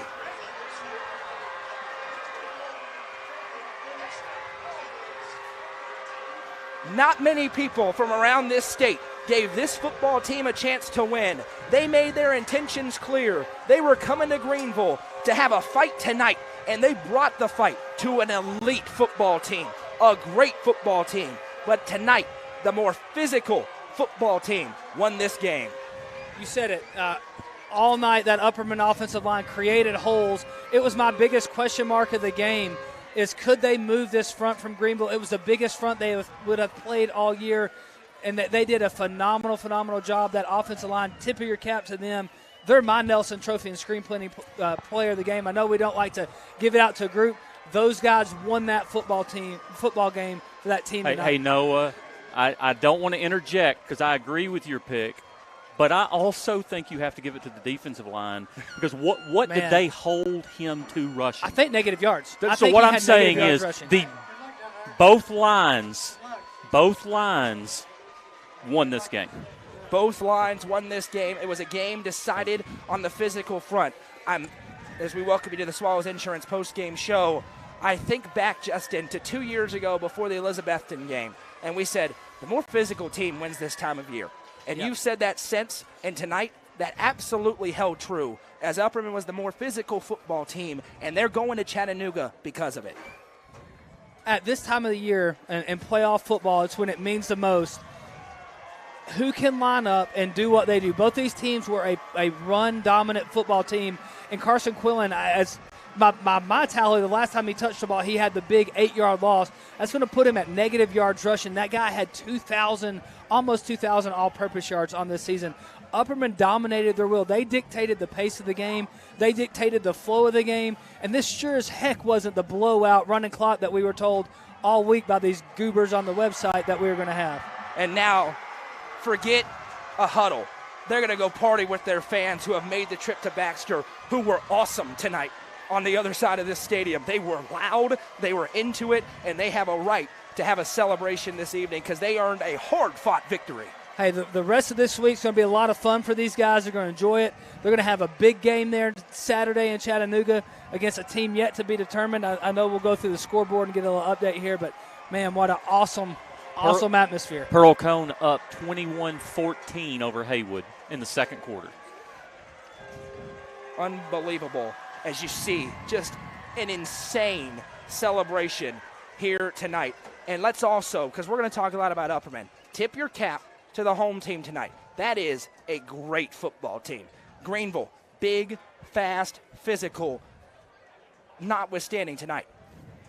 11-1 is a dandy of a season. That's a great football team whose season ended this evening. Yeah, and that's the finality of this is it's over. And there's a lot of these seniors will never put on pads again. They'll never play football again. And you've got to come to grips with that as a young man. That's a tough thing to do. Happened to me, happens to everybody at some point in their career. That's a really good football team that Upperman went on the road to beat up here in Greeneville tonight. They've got, like we said, we got a 3-hour ride to the house. But they're going to have a lot of fun on those buses. Once again, this is the Swallows Insurance Agency post-game show. We thank our friends at Swallows Insurance Agency for sponsoring it all season long. You see they're living it up right now. Hallie's going to be joined by Adam Kane in a while. We're not really worried about it. I told her we'll find her. She can't even hear us right now. What is happening right now? We've got somebody somebody down. is down over there on the far sideline. So we will, you know what? We're going to take a break, and then we'll come back and talk a little bit more. Somebody's down on the far sideline there. So we'll take a break and come right back here. Don't go anywhere.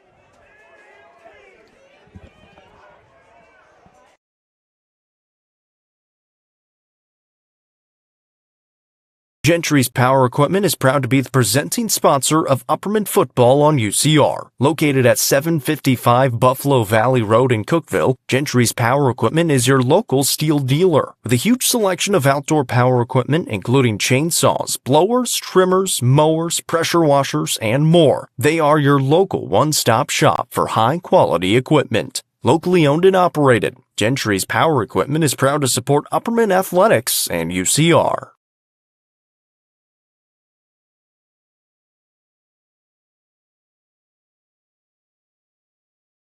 To be in your new home before Christmas? This new construction open split bedroom plan in the Honeybrook subdivision has 1,560 square feet, 3 bedrooms, 2 baths, and features all appliances including a tankless water heater, natural gas heat, and central air. Best of all, the owner is offering a $10,000 credit at closing, which you can use for closing costs or a 2-1 mortgage rate buy down or a price reduction. For more information, call owner agent Sonia Brown, realtor at American Way Real Estate at 931-979-7145 or 931-526-9581.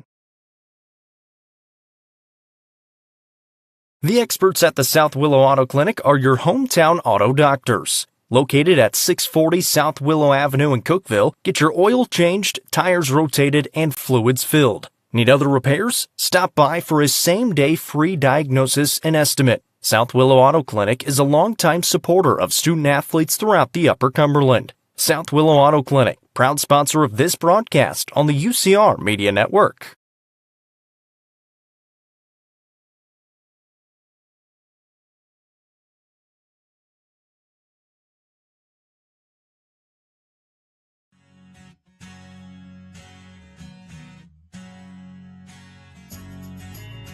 When it comes to caring for your land, you need an all-around performer to make your life easier. One that's tried and true. That's a John Deere compact tractor from Green Equipment. User-friendly tractors that are big on performance and operator comfort.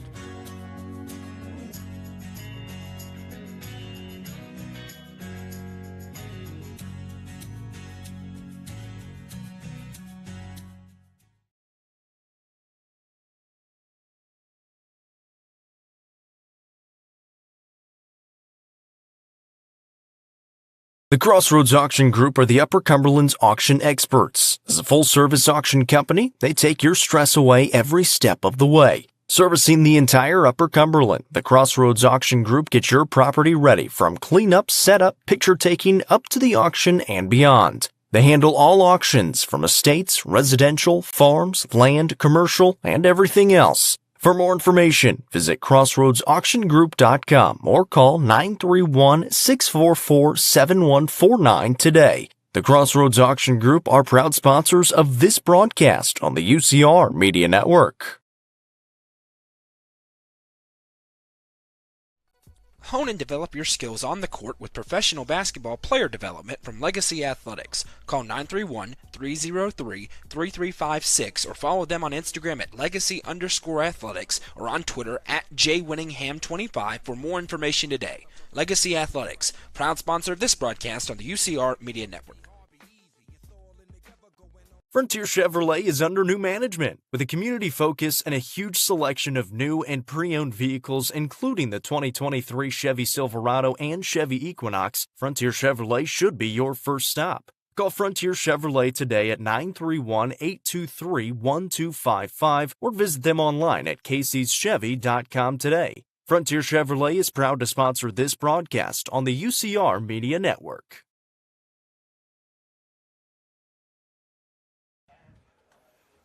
Welcome back to Greeneville, where there has been a medical situation down on the field.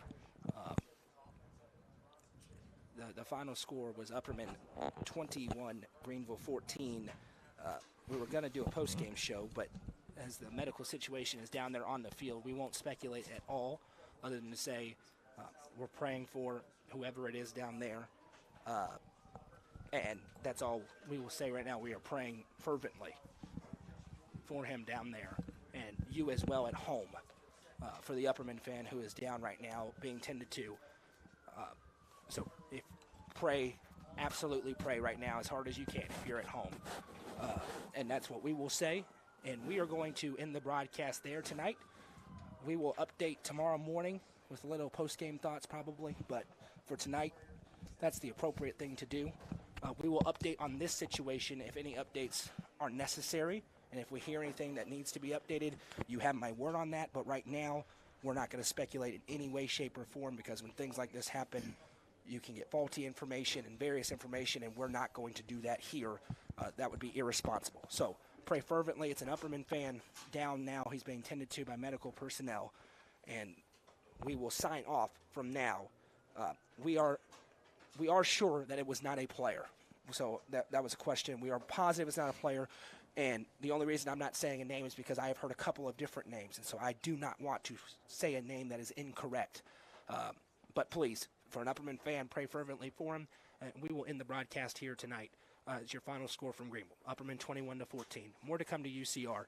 I'm Noah McKay for everybody else at UCR. Have a great night, everybody.